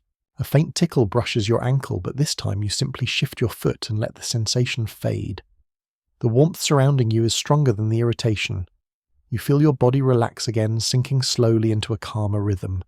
You exhale a long, steady breath, the kind that empties your mind as much as your lungs. The cottage settles, the wind quiets. Even the tiny creatures seem to pause. Wrapped in layers, nestled among your family, warmed by wool and closeness, you feel your mind drift once more toward the soft edge of sleep. Imperfect comfort is still comfort. You let yourself sink into it. Your eyelids grow heavy, the last traces of irritation dissolving into the softness of the night. The straw cradles your body. The warmth holds your ribs. Your breath slows. You let the darkness invite you back into rest, accepting every part of the night, even the tiny visitors, as you glide towards sleep once more. You settle again into the quiet warmth, letting the last lingering itch fade into memory, and then you turn your attention to one of the most precious possessions in the entire cottage. The blankets. Not the heavy quilts of a later centuries, not feather-filled comforts, but humble patchwork coverings stitched together from scraps-worn garments, and whatever cloth a family could salvage across the years. You pull yours closer to your chin, feeling the uneven textures brush against your skin. Some squares feel soft, others coarse, each carrying its own small history. You shift your hands along the blanket, tracing the seams where different fabrics meet. A square of faded blue wool sits beside a fraying piece of brown linen. A narrow strip of old cloak forms the edge. These pieces did not begin life together, yet here they are stitched into a single shield against the winter cold. In a surviving inventory of rural households from centuries ago, there is a simple but telling observation that most families owned only one or two blankets, often repaired countless times until barely recognizable. You feel the truth of that now in the way the layers overlap unevenly. Someone beside you stirs, tugging a corner of the blanket with sleepy instinct. You gently pull it back, careful not to disturb them. The fabric whispers through your fingers, carrying the faint scent of smoke and age. Every patch holds warmth in its own way, and together they create something far more valuable than the sum of their scraps. You nestle deeper into it, grateful not only for the heat, but also for the familiar weight. Your thoughts drift to a story told by a spinner near the communal well last spring. She claimed that when a blanket became too worn to repair, families would cut it into strips and weave those strips into a new one, creating a lineage of warmth that stretched across generations. You imagine your own blankets carrying fragments of old winter nights, linking you to ancestors through quiet threads of fabric. The image fills you with a soft, sleepy warmth. You stretch your legs under the blanket, adjusting the folds so the warmth spreads evenly. The straw beneath you shifts with a gentle crackle. You slide your hand across the edge of the blanket again, feeling the slight roughness where the last patch was sewn. Someone in the cottage likely worked on that patch by the faint light of a tallow candle, repairing it stitch by stitch, determined to keep the cold at bay. You feel a faint admiration for those patient hands. A subtle note of curiosity pulls at your mind as you think of a discussion you overheard outside the churchyard during harvest time. Several people debated whether peasants layered their blankets with specific fabrics, facing inward for maximum warmth, or if they simply used whatever scraps they had, letting the natural shape of the blanket decide. The question remains open in the minds of those who study daily life, with no clear answer from surviving records. You look at your own blanket, amused at the idea that its patchwork pattern might one day spark scholarly debates. You shift to your side, letting the blanket wrap snugly around your shoulders.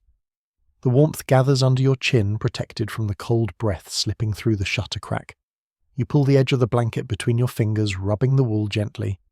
Its fibers catch the dim firelight, reflecting a soft glow. You inhale and notice that the scent of wool feels grounding, almost as comforting as the warmth itself. Someone on the other side of the sleeping bundle shivers, and you instinctively lift part of your blanket to share its edge with them. They murmur a quiet thanks in their sleep, settling into the new warmth. The blanket stretches across both of you, now a shared shelter woven from scraps and necessity. You feel the heat balance out as bodies settle, and the gesture makes your chest soften. The wind rises outside and brushes the door with a hollow sigh. You pull the blanket tighter, feeling it cling to your form like a gentle shield. The fabric blocks most of the draft, though a faint coolness still nibbles at your toes. You tuck your feet closer beneath the layers, letting the warmth regain control. The cottage creaks in response to the cold, shifting its old bones. Your blanket remains steady, loyal. Your fingertips drift along a particularly soft patch, likely salvage from a child's old tunic. The contrast between the gentle cloth and the rougher pieces around it feels strangely comforting. You imagine the blanket's past life, the garments it used to be, the hands that wore them, the places they travelled through the seasons. Now they lie here with you, giving warmth a second or third life.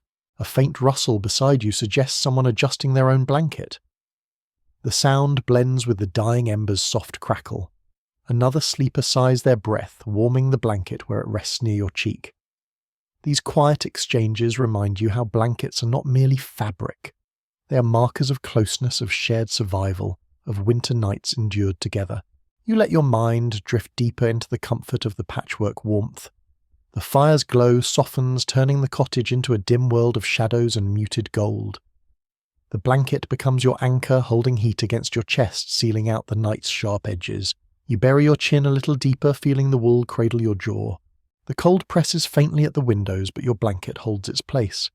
You relax your shoulders, your thoughts slow. The scents of smoke, wool and straw swirl gently around you.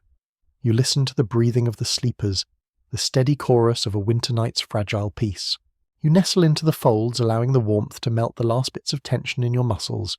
The blanket feels like a long, quiet promise stitched together by generations who survived their nights in the same ways you do now. Your eyelids grow heavy. Your mind drifts into soft patterns. The patchwork warmth wraps you securely, and with a slow exhale, you slip once more towards sleep, cradled by the humble quilt that guards you through the cold. You lie beneath the patchwork warmth for a while longer, drifting in gentle half-sleep, when a thought nudges at the edge of your mind. You did not arrive at this warm bundle by magic. Before you curled beneath the blankets, before the layers wrapped around your shoulders, before the shared heat settled across the straw, there was work. Cold, heavy, unavoidable work that no winter evening could begin without. You stretch your fingers beneath the covers, feeling the faint ache from the day's final chores still lingering in your knuckles. Your mind drifts back to the moment earlier when you stepped outside the cottage, the cold grabbing your face like an impatient hand. You had to haul water from the frozen trough at the edge of the yard. Even now you remember how the wood of the bucket burned your palms with its icy bite. There is a simple record in several old manorial accounts that describes how evening tasks were often completed long after sunset during winter, with families working together to prepare their homes for the night. You feel the truth of that deep in your bones. You shift slightly under your blanket and inhale the smoky scent that clings to the air. Before sleep comes, the shutters must be closed. The animals fed the fireplace, cleared the tools, put away the water stored safely so it does not freeze. Your mind moves through the list again, step by step, remembering how your breath fogged in front of you as you hurried through the twilight. You picture the bucket of water sloshing heavily as you carried it across the yard.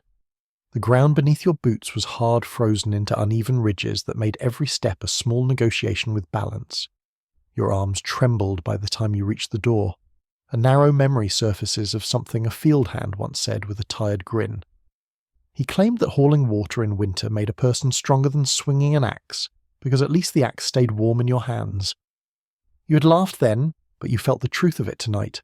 You rub your thumb along the edge of your blanket as you remember sealing the shutters. The cold had crept through every tiny gap, sinking its teeth into your cheeks. You stuffed straw into the crack at the bottom of the door, then pressed the latch firmly, hoping it would hold through the night. The sound of wood fitting into wood had been satisfying, a soft clunk that promised a small measure of safety. While you worked, the animals shuffled restlessly in the byre. You fed them their nightly portion, spreading hay with numb fingers, listening to their breath puff warmly into the freezing air. The glow of the lantern had stretched across the stall floor, giving every movement a trembling shadow. You stroked the nearest cow's shoulder, feeling the thick hide beneath your palm, grateful for the warmth that radiated from it. These animals would help heat your cottage tonight without ever knowing their part in your comfort. A curious memory resurfaces from a conversation at the mill, where an older farmer described how some families whispered a short blessing over their animals during deep winter evenings, hoping to keep them healthy through the cold nights. Whether the ritual held any practical value is uncertain, but the intention behind it feels tender. You imagine yourself murmuring such words, voice rising as soft mist in the cold, sealing unspoken gratitude into the air. You shift your body slightly under the blanket, the straw rustling softly beneath you. Your thoughts move to the hearth, the centre of all preparation. Earlier tonight you crouched before the fading embers, scraping out the ash with slow, careful strokes. The iron scoop felt heavy in your hands. Sparks danced briefly when you cleared a space for new kindling. You added dry twigs, coaxing the fire with gentle breaths, until it accepted your effort with a warming glow. A faint hint of debate drifts through your memory from something you overheard during the harvest fair. Several people had argued about whether families truly maintained a small flame all winter, or whether some allowed the fire to go out entirely, choosing instead to borrow hot coals from neighbours each morning. Surviving accounts contradict each other, and the truth seems impossible to settle with certainty. Yet here in your own cottage you know the fire was never left to die fully. The cold outside is too harsh. You tended it tonight as you always do, grateful for even the faintest ember. You press your cheek gently against the rough wool of your blanket, letting its warmth hold you. Your mind continues drifting through the tasks of the evening. Before lying down, you swept the floor clean of the loose straw, making sure none rested too near the fire. The broom had scratched across the packed earth with each stroke, leaving a faint circling pattern that the dim firelight had traced like lines in a winter map. You tidied the wooden bowls, checked the food pot, made sure no stray spark could cause harm in the night. Someone nearby shifts their weight, tugging a corner of the blanket and pulling you gently back into the comfort of the present. You share the blanket without opening your eyes, adjusting your shoulders so they can settle near you. The warmth expands again, restoring the comfort that cold draughts tried to steal. Your thoughts return to the moment you crawled into bed. Your hands were still slightly stiff. The nails of your fingers held traces of ash. Your boots had been caked with frost that melted near the hearth. The chores linger in the body long after you finish them. You stretch your toes now just to feel the relief of warmth returning to them. A memory floats softly back to you, something you once overheard from a man who lived near the edge of the village. He claimed that finishing chores slowly and quietly invited better dreams, while rushing brought restless sleep. Whether or not the belief had merit, you remember working calmly tonight, pacing your breath with each task. You often find that these small rituals of care ease your mind before lying down. You shift your head slightly on the straw-filled pillow, feeling its uneven shape support your neck. The cottage is quiet except for the faint breathing of the sleepers, the gentle rustle of the straw, and the soft groan of a timber adjusting to the cold outside. The warmth from the group and the animals blends together in a single soft wave that washes over you. The memory of tired arms and cold fingers fades, replaced by a sense of completion. The chores are done. The night is prepared. You worked through the freezing air so that now, wrapped in this fragile cocoon of blankets and shared warmth, you can rest.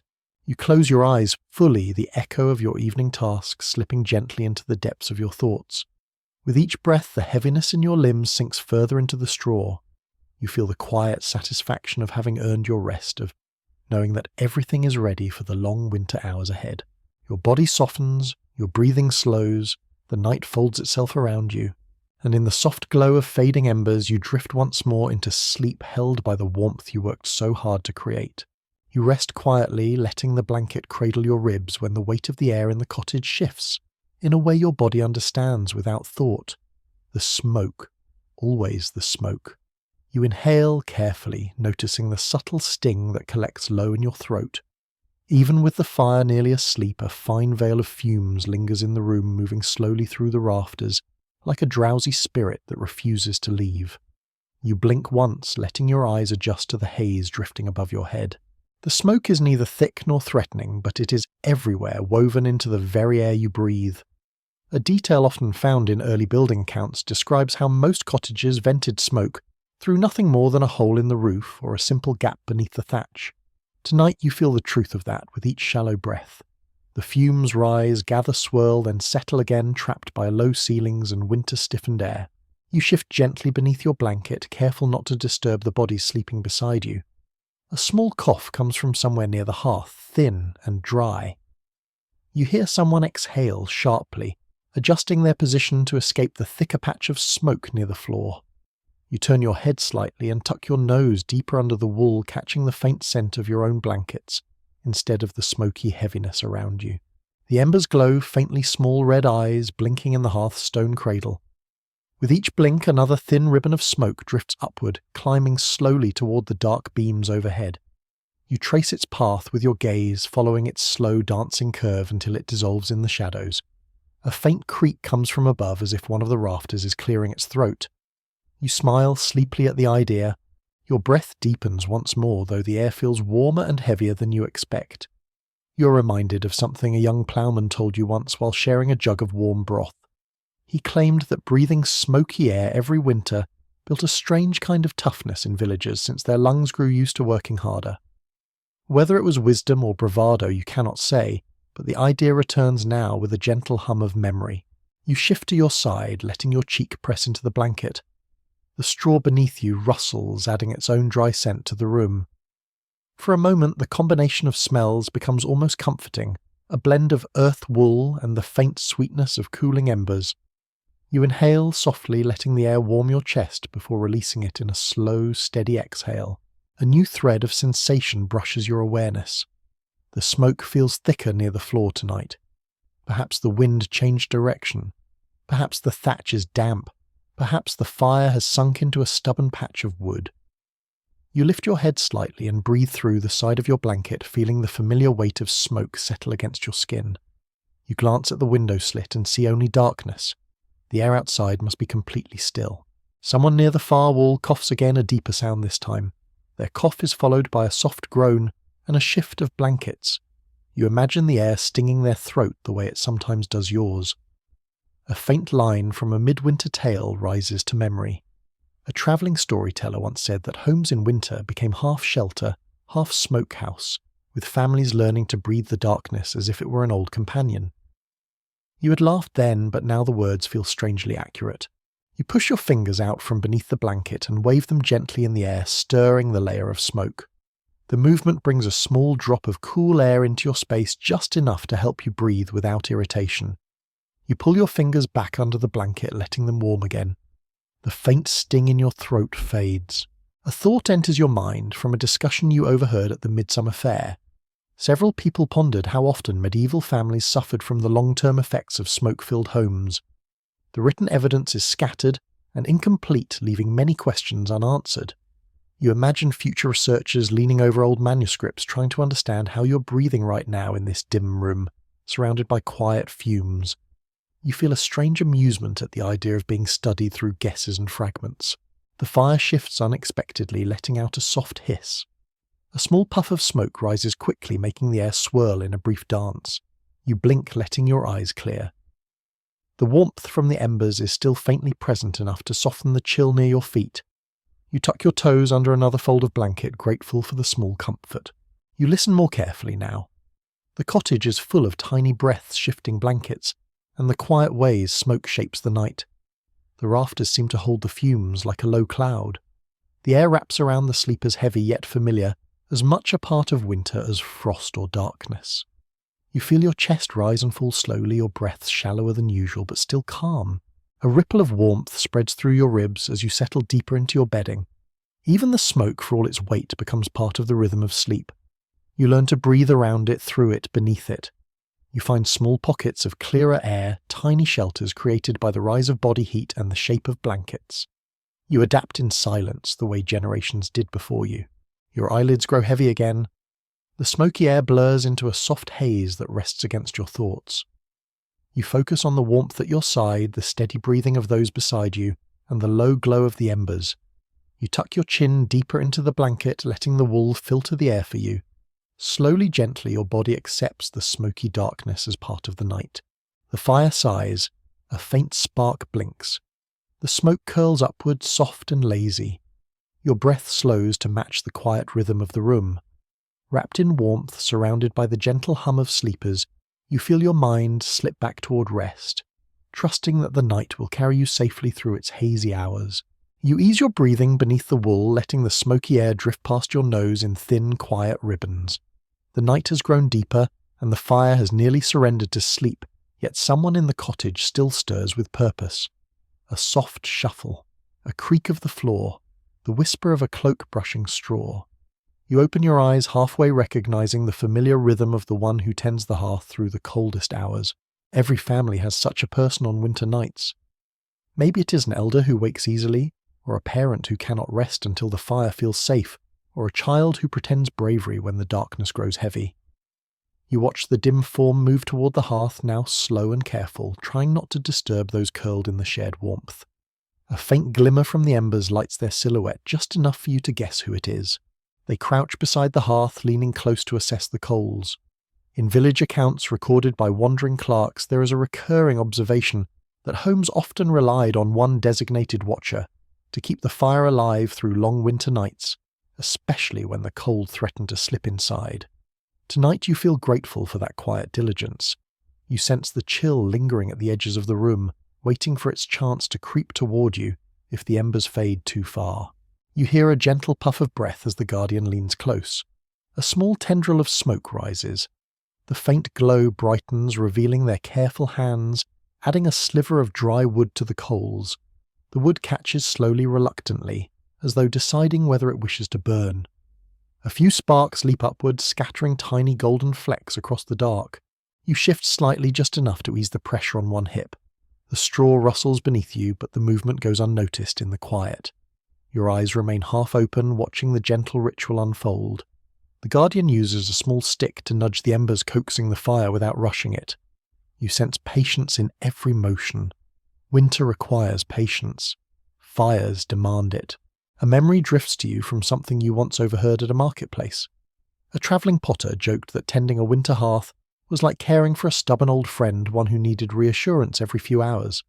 You think of that now as you watch the flames test their strength, flickering uncertainly before settling into a faint but steady glow.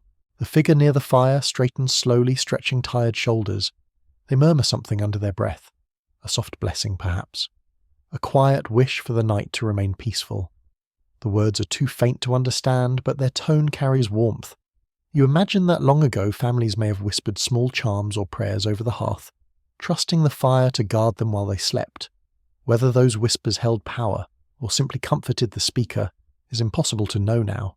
Your eyes drift to the ceiling, where the smoke gathers in a faint shifting cloud. The flame is small, so the smoke rises lazily, moving like a slow tide that touches each beam before thinning into darkness.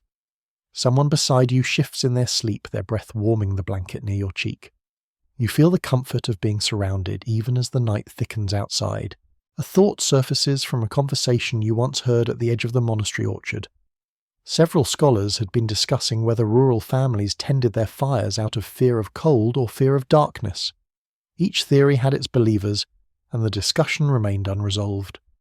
You smile faintly at the memory of their raised voices, so animated over a question your family answers simply by continuing the nightly ritual. Warmth and safety are reason enough. The guardian moves again, gently stirring the wood to encourage a stronger glow. A faint spark lights the room for a moment, drifting upward before fading. The fire grows no larger, but its warmth spreads just enough to soften the air. You feel it reach your toes, gentle and reassuring. Your muscles loosen without you realizing it. The figure hesitates for a moment longer, watching the hearth with narrowed eyes. Satisfied at last, they stand and move back through the dim room. Their steps are soft, almost floating across the straw. They settle into their place among the sleeping bodies, pulling a blanket around their shoulders with a sigh that blends seamlessly into the quiet. You close your eyes again, listening to the faint hum of the revived embers. The fire is awake now, not fully, but enough to keep the cold at bay for another stretch of night. You breathe slowly, letting the warmth drift into your chest with each inhale. The room shifts back into stillness. No more movement. Just breathing blankets rustling, the faint settling of straw. The Guardian's work is done for now, and the fire's light casts a soft, flickering glow across your eyelids. You snuggle deeper into your bedding, grateful beyond words for the small flame that keeps the night from creeping too close. The steady presence of a watching soul, the gentle persistence of a revived ember, the warmth that spreads through the darkness, quiet and loyal. Your breath softens, your body relaxes fully. The cottage seems to sigh, settling into its own sleep. With the hearth watched over and the night guarded, you drift once more toward rest, carried by the quiet confidence that warmth will survive until dawn. You sink deeper into the warmth, grateful for the small flame revived by careful hands, when your mind wanders to something softer, something sweeter than smoke and chores and winter discomfort. Memories. Specifically memories of food. Not the daily bread or the thin porridge scraped from the pot, but the rare feasts that punctuate the harsh months. Midwinter celebrations that glow bright in the mind long after the taste has faded. As your eyes drift half closed, you feel the gentle pull of those recollections warming you from the inside in a way the hearth never fully can. Your breath slows, and for a moment the smoky air seems to carry a faint phantom scent. Roasted roots, warm ale, a hint of honey that once dripped down your fingers during the winter feast. You smile sleepily, knowing it is only memory. Still, the thought of those flavours lifts your spirits in the cold night. In simple harvest logs kept by village stewards, there are brief mentions of such celebrations, often marking the change of the season or the survival of a difficult frost. These feasts were rare, treasured, stitched with meaning. You feel that meaning now as you let the memory settle warmly in your chest. You shift slightly beneath your blanket, careful not to disturb the sleeping bundle around you. Someone murmurs softly, perhaps dreaming of their own feast. You let the thought drift through your mind, the long table crowded with neighbours, the smell of steaming stew rising into cold air the way laughter warmed the space more than the fire ever could. Nights like that seemed carved from gold. Even if the feast was small, even if food was scarce, the togetherness made it feel abundant. A faint rumble of laughter echoes in your memory from last year's celebration. You recall a baker insisting that the best way to survive winter was to taste something sweet at least once before the season deepened. To prove his point, he passed around tiny pieces of honey cake no larger than a thumb, each one disappearing instantly into grateful mouths. You can almost feel the crumble between your teeth now, though your stomach is empty except for a thin evening meal. The embers shift in the hearth, sending up a slow ribbon of smoke that twists through the air like a quiet reminder of reality. Yet the memory of warmth from the feast lingers, softening your breath. You imagine bowls of hot broth shared among neighbours' hands, cupped gratefully around each vessel. The warmth had seeped into your fingers that night, chasing away the cold for hours. Another memory rises, this one softer, tinged with the tenderness of family. You recall the sight of a grandmother handing a child a baked apple dusted with spices she had saved all year. The child's smile had lit the room more brightly than the hearth. That small act left an imprint deeper than any grand meal could. You feel a quiet ache of fondness as you think of it. You tuck the blanket tighter beneath your chin. The cottage is silent, but your mind continues to glow with images of warmth and celebration. It reminds you that winter is not only hardship. There were moments of light, moments that knit the village together. A spice shared, a candle lit, a pot of stew carried across a yard to someone who needed it more. These gestures were tiny, but they lasted in the heart. You hear a faint grunt from someone beside you as they shift, perhaps chasing their own memories through dreams. The closeness of your sleeping family echoes the closeness of those feasts. Bodies pressed near voices blending together, heat pooling in the room. You stretch your toes beneath the blanket, letting the warmth from your memories flow downward like a second fire. A thought drifts into your mind, carried from a conversation you overheard near the mill. Several people spoke of how peasants used stories of past feasts to comfort themselves during particularly harsh nights. The recollections acted like small lanterns inside the mind, glowing quietly in the darkness.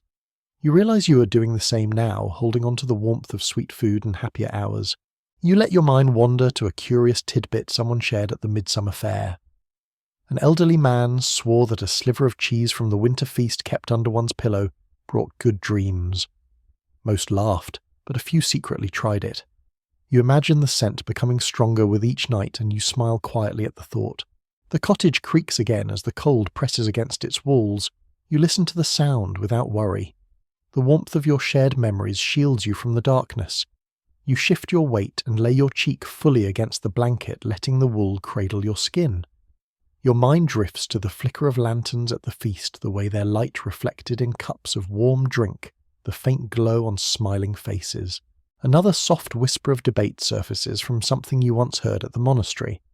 A few researchers wondered whether winter feasts were born primarily from religious traditions, or from the desperate human need to pause suffering with shared joy. No one can agree entirely. You suspect the truth is woven from both. Celebration becomes a kind of survival in winter, a reminder that warmth exists even briefly. Your breath deepens. The memory of sweet spices lingers on your tongue, imaginary yet soothing. The warmth from your family settles more firmly across your ribs. You feel the collective heat embracing you, shaped by both present reality and remembered comfort.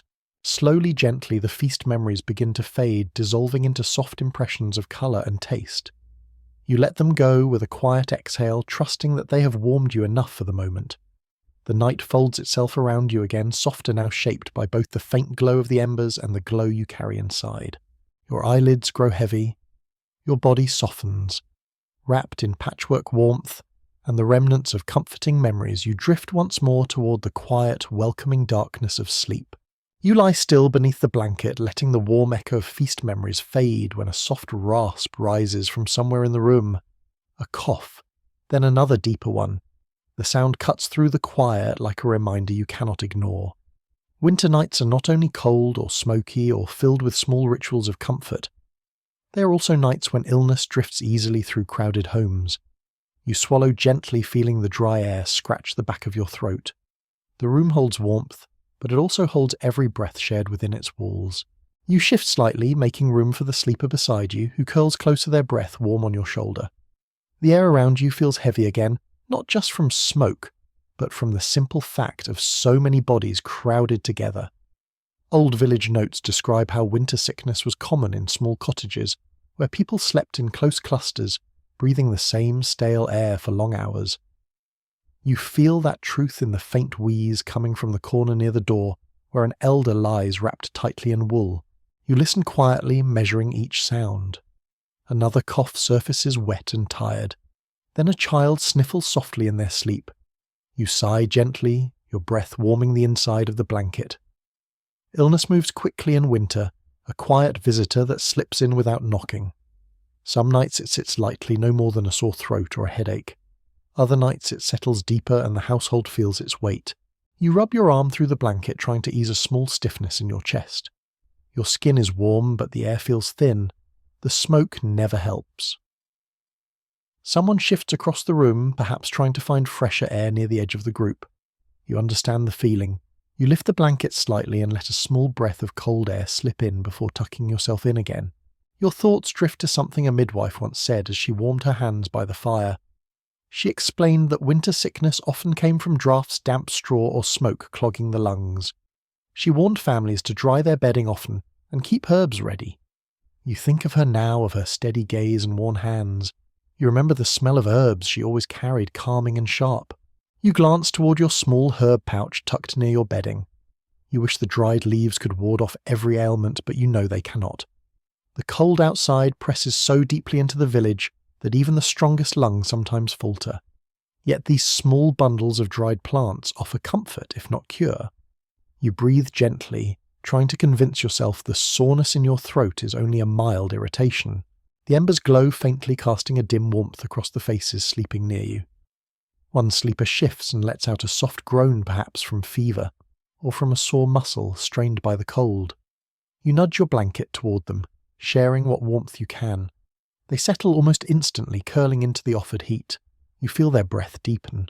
You think of something you heard near the communal well during early winter. A man spoke quietly about a family that boiled pine needles to create a steam they inhaled to ease tight lungs. You had never tried it, but the idea returns now, gentle and hopeful. Perhaps tomorrow, if the coughs do not ease, you will gather what little greenery you can find. Your breathing becomes level again, but your mind remains alert. You listen closely to the room. The hum of sleeping breath continues with the occasional cough, woven into the rhythm. The sound is unmistakable. It transforms the softness of the night into something more fragile. Winter illnesses take their time, they linger, they come in waves. A soft debate you once overheard in a monastery resurfaces. Several scholars questioned whether peasants believed sickness came from cold air itself or from unseen spirits in the rafters. They pored over fragments of old notes, uncertain of the truth. You smile faintly at the memory. Tonight neither theory matters. What matters is the warmth you can offer, the closeness that steadies you, the shared breath that keeps fear from taking root. You adjust your position again, easing a small ache in your side. The straw beneath you rustles, offering its dry scent. Your blanket warms your chin as you pull it higher. Someone's hand brushes your arm in sleep, seeking comfort. You let them rest there. The warmth helps both of you. The fire shifts, releasing a small thread of smoke that drifts across the room. You inhale carefully, feeling your chest tighten just a little before it relaxes. You close your eyes, trying not to think too much about every cough you hear. Winter demands a balance of caution and acceptance. You cannot chase sickness away, but you can endure it with quiet patience. Your body softens again as the warmth from the sleepers settles over you. The coughs grow less frequent as exhaustion pulls even the unwell deeper into rest. The cottage creaks softly, the wind outside calming. You breathe in slowly, letting your breath warm your ribs. You listen to the night settle into a gentler rhythm. Your eyelids grow heavy. The faint soreness in your throat reminds you of the world outside, but the warmth around you steadies your thoughts. You tuck your chin beneath the blanket and allow your breath to deepen. Slowly, gently, your body releases tension. You exhale with a soft, weary sigh, letting the last of your wakefulness drift away. Wrapped in shared heat, listening to the fragile quiet of a winter night, you slip back towards sleep, trusting that morning will bring its own kind of healing light. You settle more fully into the blankets, letting the last echo of coughing fade into the background when a deeper quiet rises inside you. A stillness not shaped by the room, but by your own body. It comes from your stomach, from the long, slow ache that winter never seems to forget. Hunger, not sharp enough to keep you awake, not strong enough to alarm you, but present. Familiar. A patient companion in the cold months. You rest your hand against your belly beneath the blanket, feeling the dull emptiness there, and you breathe slowly through it. You adjust your weight in the straw, trying to ease the hollow feeling. The cottage is warm enough for sleep, yet hunger slips through warmth like a thin thread. In simple records kept by rural overseers, there are brief remarks that winter hunger shaped not only the body but also the dreams of villagers, leading to vivid images of food or fields or vanished feasts. You feel the truth of that as your mind drifts toward memories of meals long gone. Your eyelids flicker with the first traces of drowsy visions. You picture a loaf of coarse bread cooling on a wooden board. You imagine the smell rising warm and earthy. Then you imagine reaching for it, only for the image to blur like smoke. Hunger plays tricks in winter. It weaves hope and longing together until they become soft illusions behind your eyes. You shift again, feeling the straw shift beneath your hip. Someone next to you curls closer, their breath warming your shoulder. The closeness helps. Shared warmth almost distracts from the simmering emptiness inside. You nestle deeper, listening to the quiet breathing around you. In the hush, your body begins to release tension, even as your stomach grumbles faintly. A memory rises from earlier in the evening when you finished your modest supper. A thin stew with root vegetables, a few scraps of leftover grain, and a small piece of bread shared among the family. Not enough to fill you, but enough to keep you steady. A travelling baker once claimed that hunger sharpened dreams, giving them brighter colours and deeper sensations. You did not believe him then, but now with your stomach gently aching, you wonder if he was right. You lift a hand slightly and place it on your ribs, feeling their slow rise and fall. The sensation of hunger makes each breath more noticeable. A faint flutter of air brushes across your face as someone shifts nearby. You listen to the sound, letting it steady your heartbeat. Your thoughts drift again, this time towards something you heard from a group of elders sitting near the communal oven last winter. They spoke of the strange dreams that visited them during the leanest months. Dreams of overflowing granaries, warm milk, and sweet fruit they had not tasted in years. Some believed these dreams were gifts from unseen protectors meant to comfort tired minds. Others thought they were nothing more than the body pleading for nourishment. The elders themselves never reached agreement. You rub your arm beneath the blanket, trying to chase away the faint chill that hunger sometimes invites. Your stomach murmurs again, softer this time, as if whispering a question only sleep can answer. You take a long breath, letting it fill your lungs slowly before releasing it in a thin sigh. The fire in the hearth gives one last twitch of red, then settles into a deeper quiet. The darkness thickens, but it does not frighten you. Your mind begins weaving its own warmth, gathering fragments of comfort to soften the hollow inside. You picture fields ripening under summer sunlight, sheaves of golden grain stacked higher than your head. You imagine the smell of warm bread again, thicker this time, as if your mind refuses to let go of the memory. You shift your legs under the blanket, nestling your knees closer to your chest. The posture helps dampen the emptiness in your belly. Someone beside you breathes out a warm sigh, and you feel the blanket tighten around both of you as the sleeper shifts closer. Their warmth spreads across your side, steady and grounding. You think back to a story told by a shepherd who claimed that hunger sharpened intuition. He said that on the hungriest nights he often dreamed of the exact places where he would find lost sheep the next day. You had laughed, but he spoke with such calm certainty that the idea stayed with you. You wonder now, as your thoughts drift in strange shapes, if hunger truly changes the path of dreaming. Another faint notion rises from a discussion you once overheard at a village gathering. Some people believed that dreams influenced by hunger carried hints of the coming season, guiding families in subtle ways. The idea has no firm foundation, and the few remaining notes on the subject conflict with each other. Yet the thought lingers now, gentle and curious. Your breathing deepens, the ache in your stomach shifts from sharp to soft. In its place grows a kind of dreamy heaviness that eases your mind into a quieter space. You feel yourself floating slightly, as though the straw beneath you has softened into clouds. The warmth from surrounding bodies wraps your ribs.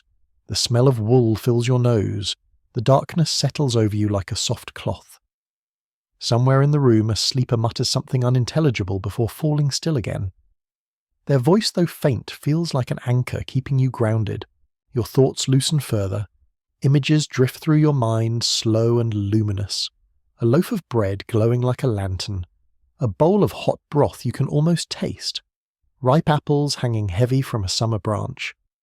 These visions carry no urgency, only a gentle pull toward deeper rest. You close your eyes fully now, letting the images blend into the soft dark. The hunger remains, but it becomes part of the rhythm of the night, a familiar companion. You accept it, breathe through it, and let your mind drift. Little by little you slip toward dreams shaped by warmth, memory, longing, and the quiet emptiness inside you. You curl tighter beneath the blanket, letting the haze of half-sleep settle over your thoughts, when a faint sound reaches you from outside the warmth of your little bundle. A muffled voice, then another. Not in the room, but drifting faintly through the thin cottage wall.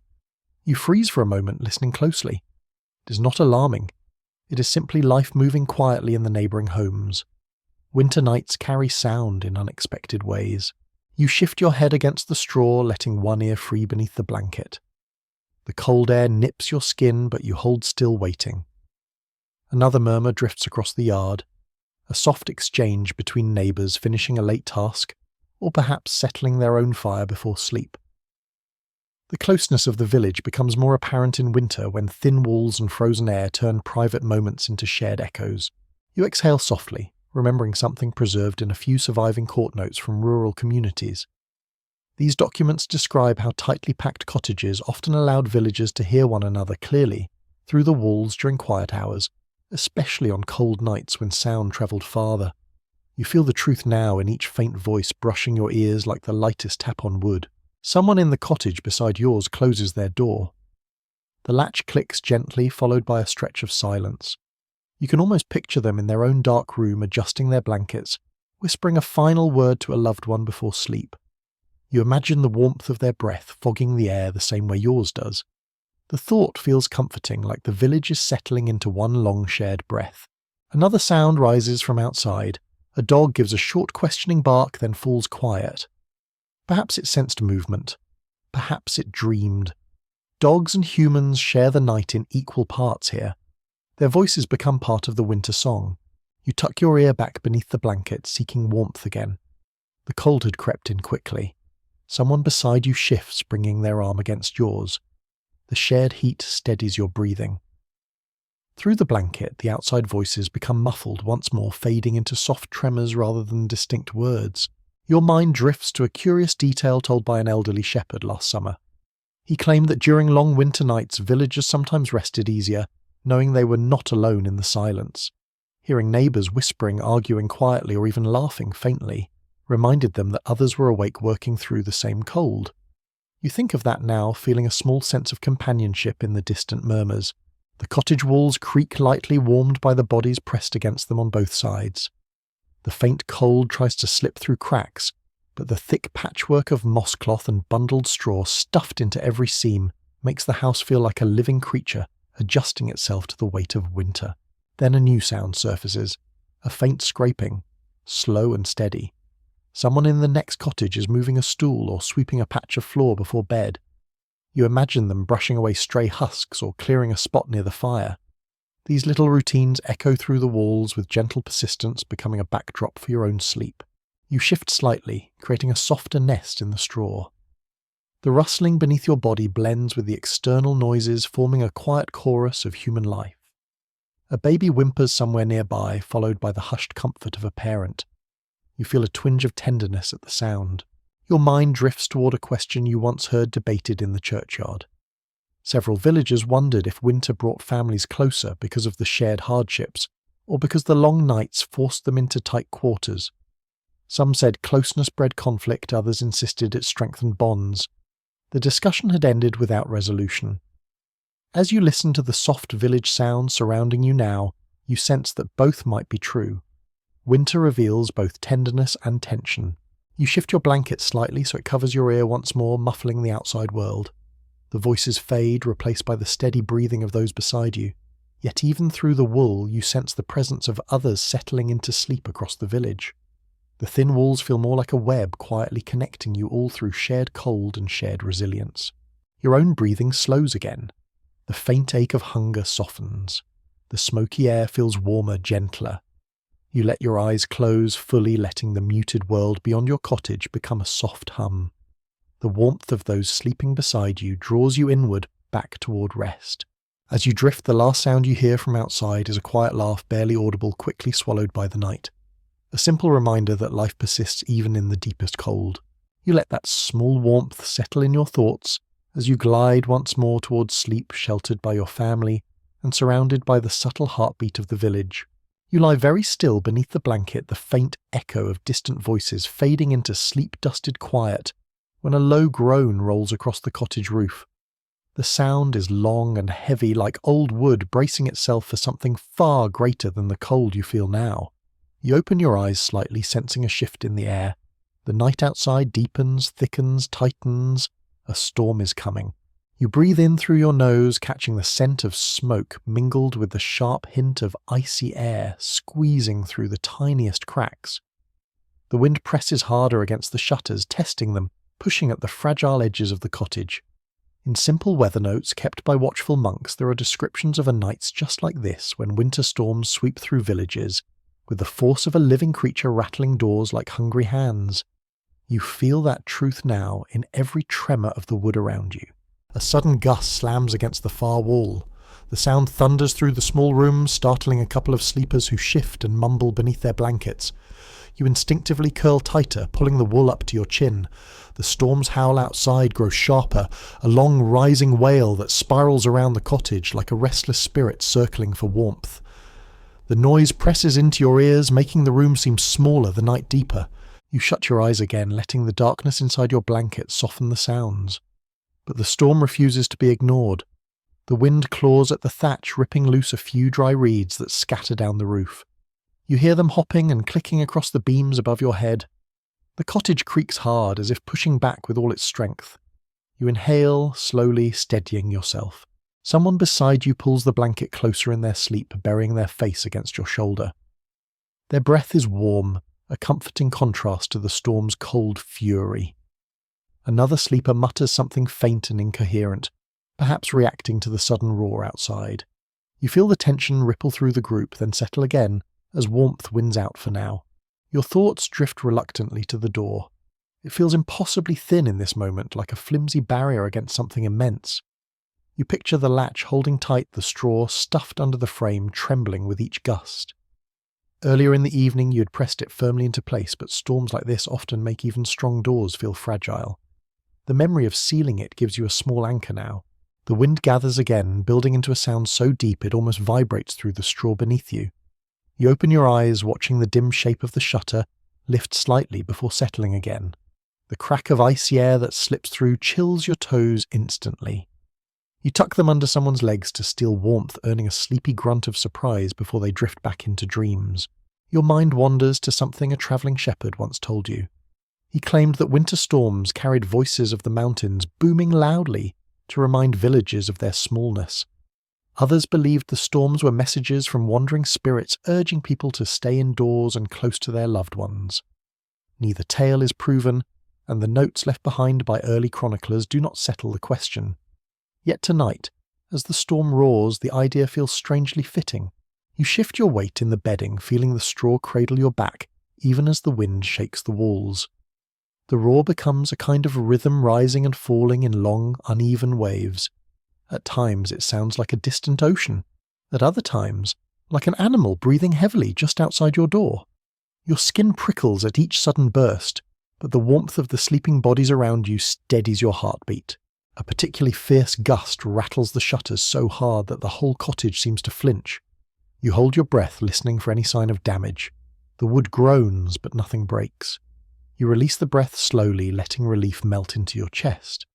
The fire, faint as it is, offers a tiny crackle of reassurance, as if reminding you it still stands guard. You pull the blanket tighter around your shoulders, adjusting so the cold air cannot find its way inside. The storm continues, its wild song rushing along the frozen ground, ricocheting off cottages, rolling through the village like a living force. You imagine the snow outside swirling in dense clouds, sweeping across roofs and yards, turning everything into a blur of white and shadow. Someone near the hearth whimpers softly in their sleep, perhaps dreaming of being out in the storm. You place your hand gently against their blanket, offering silent comfort. They settle quickly, their breathing deepening as the warmth around them soothes whatever fear surfaced. Another heavy gust hits, but this time you feel less afraid. The cottage may tremble, the shutters may rattle, but the warmth inside holds firm. You rest your cheek against the wool and listen more carefully. Beneath the roar you hear the steady breathing of your family, the faint shifting of straw, the tiny crackle of the last embers. These sounds form a quiet shield against the storm's chaos. You let your eyelids drop. The noise outside becomes a distant rush, softened by the cocoon of blankets and bodies. The storm still rages, but your mind grows heavy, drifting toward the edge of sleep once more. Each breath you take warms the small space beneath your blanket. The cold stays outside where it belongs. Your body relaxes inch by inch. The wind howls again, but you're no longer listening closely. Warmth wraps your ribs. The straw settles. A steady heartbeat of sleep rises inside you. You breathe a final slow inhale, letting it anchor you. And even as the storm thrashes against the night, you slip gently into sleep, held close by the warmth within the fragile but faithful walls. You sleep a little, or perhaps you only drift rocked by the uneasy rhythm of the storm. At some point, the wind changes its voice, softening into a long, low moan that feels less like a threat and more like a tired creature settling down after hours of pacing. You stir beneath the blanket eyes, half opening to a dimness that feels different. The air is quieter now, heavier too. You sense before you fully wake that the worst of the storm has passed.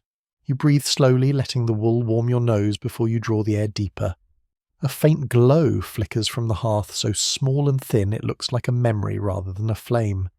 Yet that little ember is enough to tell your sleepy eyes something new. The darkness is changing. It no longer presses against the cottage the way it did during the storm. Instead, it feels like it is thinning at the edges, loosening its grip on the night. You shift slightly the straw beneath you, whispering gently. Someone beside you murmurs, stretching stiffly. Another sleeper lets out a soft snort before settling again. Their breaths blend into the quiet, and for a moment you listen to that human warmth, like it's the only sound in the world. Then faintly you hear something else. A soft brightening in the air beyond the shutter. Not a sound exactly, more like a feeling. A hint of dawn. It comes slowly, always slowly in winter. Dawn does not rush into a medieval cottage the way it does in summer. It creeps careful and pale, as if testing whether the world is ready for it. But you can sense the shift. The darkness no longer feels endless. It feels like it is preparing to lift. You pull your blanket up to your chin and let the thoughts settle in your chest. A note preserved in an old weather-watching journal once described winter dawns as the hour when even the frost seems to hesitate. You feel that hesitation now. The cold outside remains fierce, but the sky beyond the walls must be changing. You slide your hand out from beneath the blanket for a moment. The air bites your fingers instantly. You retreat them quickly, burrowing back into the warmth. Yet in that brief moment you sense that the cold has a different quality than before. Less wild, less sharp. As though it has spent its fury during the storm and now rests in a quieter, exhausted form. Someone on the far side of the room coughs softly, then falls still again. A child shifts against a parent's arm, seeking warmth. A faint scent of smoke lingers from the hearth, mingling with the soft smell of wool and straw. These familiar fragrances form a cocoon around you, pulling you back toward drowsiness. But something inside you remains aware. You sense the world lightening. Your mind drifts to something an elderly farmer once told you near the communal oven. He said that dawn in deep winter always feels like a promise, even when the day itself brings nothing but more cold and hungry work. The promise is not of warmth, but of survival, of another day wrestled from the hands of the season. You think of his wrinkled smile as he said that, and the memory warms you more than the thin fire ever could. The wind taps weakly at the wall, no longer strong enough to rattle it. You hear a soft slide of frost crystals falling from the thatch landing, with tiny ticks that barely touch your ears. The storm's anger has passed, leaving behind a whirl that is slowly, cautiously quieting. Your stomach growls faintly, reminding you that dawn brings hunger long before it brings food. You press your hand against your belly, soothing the ache with small circles. You know there is little to eat in the morning, but dawn has its own kind of nourishment. Light is a meal of its own when you have lived through a long storm-tossed night. You tuck your face into the blanket again, breathing the familiar scent. Sleep nudges your mind gently, but something in you stays half awake, listening for the faintest sign of the world outside brightening. A distant bird might stir soon, or maybe the first hint of pale grey will find its way through the shutter crack. You slowly turn onto your back, staring at the ceiling beams, where a thin line of lighter darkness seems to gather. Is it real, or just your eyes adjusting? You blink, then blink again. There it is. The barest suggestion of morning brushing the edges of shadow. A quiet debate you once overheard at the mill drifts back to you now.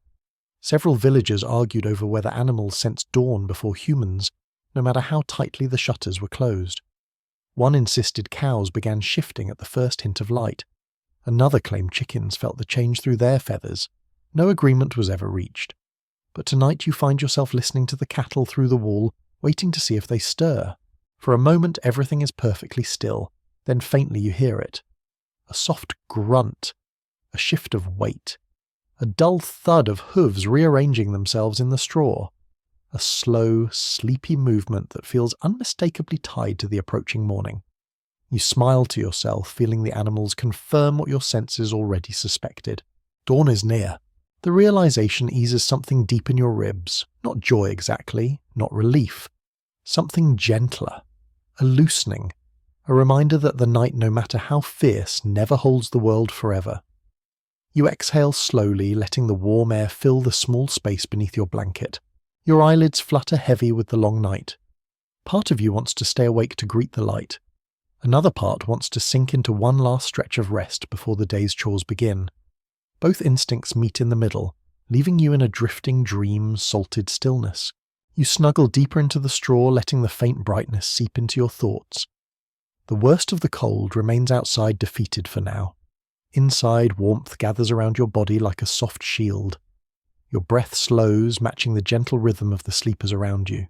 And in that peaceful hush, with the world just beginning to lighten at the edges, you drift softly back into sleep, warmed by the quiet promise of dawn. You hover in that soft drifting space between sleep and waking, aware of the faint brightening outside, yet unwilling to surrender the warmth wrapped around you. The night has loosened its grip, but morning has not fully claimed the world. This in-between hour feels gentle, almost suspended. You breathe slowly, letting the wool warm your face as your thoughts lean quietly toward the day ahead. Not the chores themselves, just the simple rhythm of waking, of readying the cottage for another cycle of cold and endurance. You shift slightly, and the straw beneath you shifts with a dry whisper. Someone beside you exhales their breath, brushing your shoulder. Another sleeper stretches their legs, the blanket pulling tight for a moment before settling again. These small movements signal the beginning of morning in a medieval home long before sunlight reaches the cottage floor. Your eyes open just a sliver. The room is still dim, though a faint grey tone outlines the beams overhead. You lift your head slightly, feeling the weight of the blanket slide along your cheek. The fire has nearly given up, leaving only 2 pale embers glowing like tired eyes in a cool hearth. Yet this is enough to give the room shape, enough to ease you toward wakefulness without urgency. You inhale, slow and deep. The smoke smell is softer now, gentler than in the night. The air feels thinner. Still cold, but no longer biting. You shift your hand out from the layers, and while the air stings your skin, it no longer feels hostile. This is the first gift of morning in winter, a slight easing of the cold's sharpest edge. A small thought rises, sparked by something you once heard in a seasonal gathering. A caretaker of livestock mentioned that mornings after storms felt calmer, not only to people, but also to animals, as though the world itself paused to recover. You hear that truth now in the stillness through the wall. The animals move, but slowly. No restless pacing, no uneasy breaths, just quiet morning shuffles. You stretch your arms carefully beneath the blanket, feeling your joints wake one by one. A hint of stiffness clings to your shoulders from sleeping curled tightly through the cold.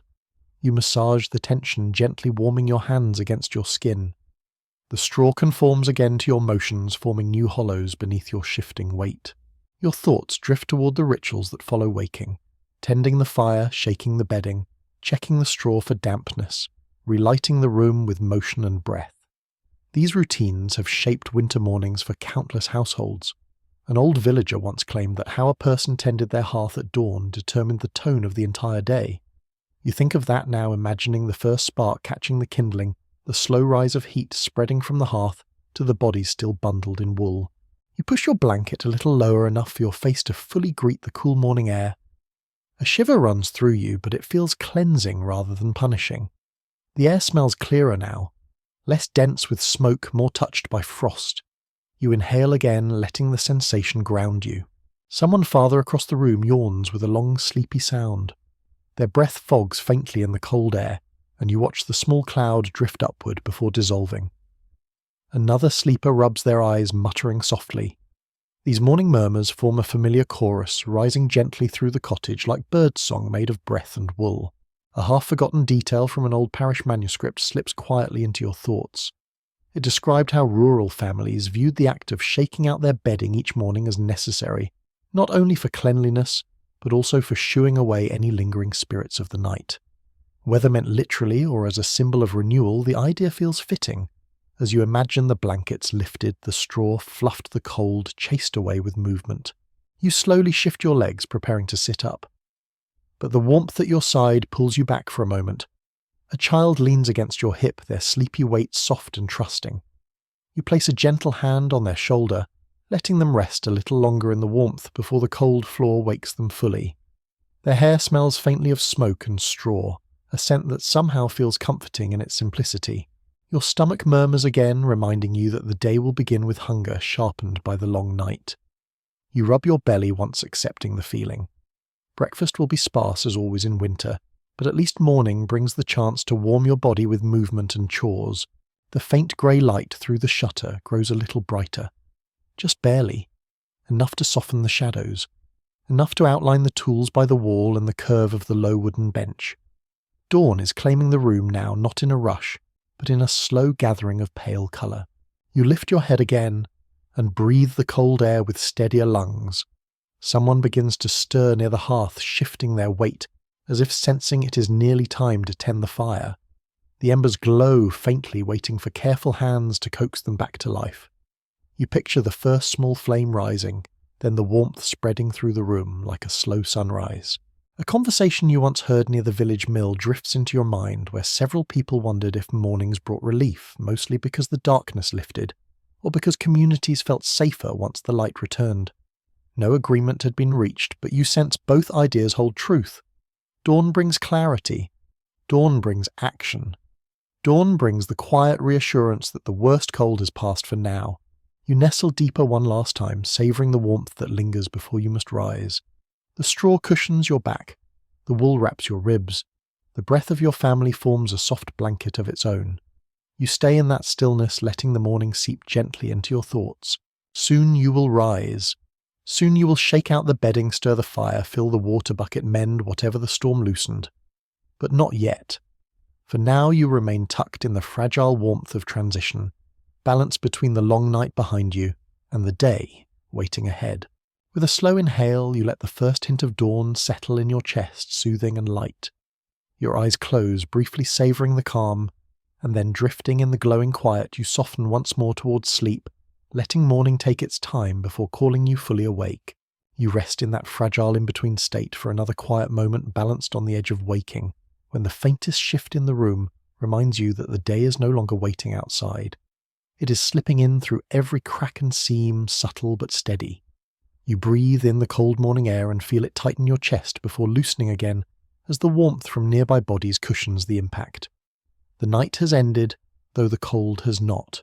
You open your eyes a little more. Pale grey light creeps through the shutter crack, outlining the room in soft shapes.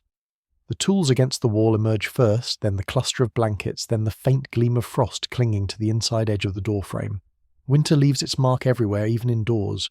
You shift slowly, feeling the straw beneath you groan in its familiar way. Someone near the hearth begins to stir in earnest. A slow inhale, a stretch, a quiet grunt. Their movements send a ripple through the shared bedding, as others shift, automatically drawn toward wakefulness by subtle changes in the air. You lift your head slightly and watch as the faintest breath of morning illuminates the weary glow of the last ember in the hearth. The ember pulses faintly like a tired heart. You know it will need tending soon. You picture adding kindling, leaning close to coax a flame, feeding it until it spreads warmth beyond its small red glow. A detail noted in a faded household ledger mentions that tending the morning fire was considered the first true task of the day, a symbolic gesture of pushing back the cold. Even now, half buried in blankets, you feel that responsibility waiting. You stretch one arm cautiously beyond the warmth of your bedding. The cold bites instantly, but not with last night's sharpness. You curl the blanket back around your ribs, warming your arm again before trying a second time. This is the true rhythm of surviving winter. One breath of cold, one pull back to warmth, one more breath of cold. Slowly you negotiate with the morning. The cottage fills with small sounds, a soft sniffle, a sigh of breath. A child shifting closer to a parent, a bit of straw crackling beneath a knee. These tiny notes gather into the first delicate music of the day. You watch as eyelids flutter open across the room, some reluctantly, some with quiet resignation. Someone coughs a thin sound. Another sinks deeper into their blanket, resisting the inevitable. You almost laugh at the familiarity of it. Winter mornings invite resistance. They beckon you to stay in the warmth, just a little longer, to postpone the confrontation with cold air and endless chores. But duty whispers louder than comfort in houses like this. You roll to your side, gathering the energy to rise.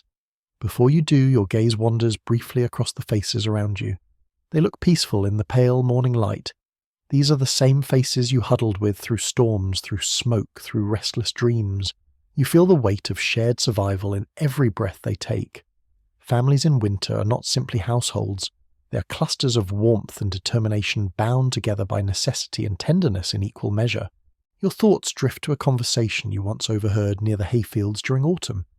Several villagers spoke quietly about how winter tested the spirit, how each night felt like a small battle against cold and hunger, and how waking every morning felt like quietly winning that battle again. The idea resonates now as you slowly push the blanket aside. A rush of cold air kisses your skin, sending a quick tremor through your limbs. You grit your teeth, gently adjusting your posture. The cold always feels harsh in the first moment. Then the body remembers. You sit up, letting the blanket fall into your lap, the wool pooling like a heavy cloud around your hips. The fire's embers blink in your direction as if waiting. You shuffle closer, feeling the chill beneath your feet through the thin straw. When you reach the hearth, you crouch slowly, leaning near the stone cradle. Your breath touches the embers and they glow a little brighter. You add a few dry sticks, watching them settle into place. With a steady breath, you coax the first tiny flame of the morning to life. It catches slowly, hesitantly, before climbing into a thin ribbon of light. You watch it grow just enough to cast a faint warmth into the chilled air. Behind you, the sleepers stir again, reacting instinctively to the promise of heat. Someone sighs with relief. Another mumbles a faint thank you, though they may not remember saying it. You sit back on your heels, letting the fire warm your face. The world outside remains bitter and white, but here inside the day begins with a soft glow. Your breath rises in the cold, forming a small cloud that disappears into the dim air. You glance toward the shutter. Pale morning has grown brighter. Soon you will open it. Soon the day will fully enter the cottage, bringing with it chores and cold air, and the quiet resolve to endure another cycle of winter. You stand slowly testing your balance on the uneven floor. Your stomach murmurs with hunger. Your shoulders feel stiff from the tight curling of sleep. Yet you feel something stronger beneath the weary body. A steadiness. A quiet determination shaped by countless winter mornings just like this. You pull the blanket from the floor and shake it gently to remove the clinging bits of straw. Another sleeper rises and begins shaking theirs as well. The soft flutter of fabric becomes a small ritual of renewal through the room. Straw shifts. Beds reshape. Warmth circulates. The day has begun. You breathe slowly, letting the motions of morning continue around you, while your mind drifts into a softer rhythm. The pale light spreads gradually across the cottage, touching each beam, each mound of blankets, each bundle of straw that held you through the night. Your body feels the first hints of fatigue easing, replaced by a quiet readiness. Yet beneath that readiness is something gentler, a soft hum of calm that invites you not to rush. Allow yourself to linger in this moment. Let the warmth of the blanket still clinging to your skin stay with you for just a little longer. Imagine the faint glow of the fire spreading calmly through the room, not urging you forward, but wrapping you in a slow, steady comfort. With every breath you take, feel the cold air soften slightly before you draw it into your lungs. Let that slow inhale remind you that you have survived a long winter night, and that morning does not need to hurry. Picture the cottage settling into its morning rhythm. Soft footsteps across the straw. A gentle shake of bedding. The quiet flicker of new flames in the hearth. The world outside remains cold, but here inside you have a pocket of warmth, a small circle of safety shaped by your own steady perseverance. Let your thoughts drift like slow-moving smoke rising from the embers. Let them soften at the edges. Let them ease into a quiet glow. You rest in this simple warmth, the same warmth countless winter nights have offered to those who came before you. You breathe it in. You let it settle under your ribs, and you release the breath slowly without effort. As your thoughts continue to soften, allow yourself to drift gently toward rest. The morning waits patiently outside. For now, let your eyelids grow heavy, let the calm spread, and let the quiet hold you until sleep comes again.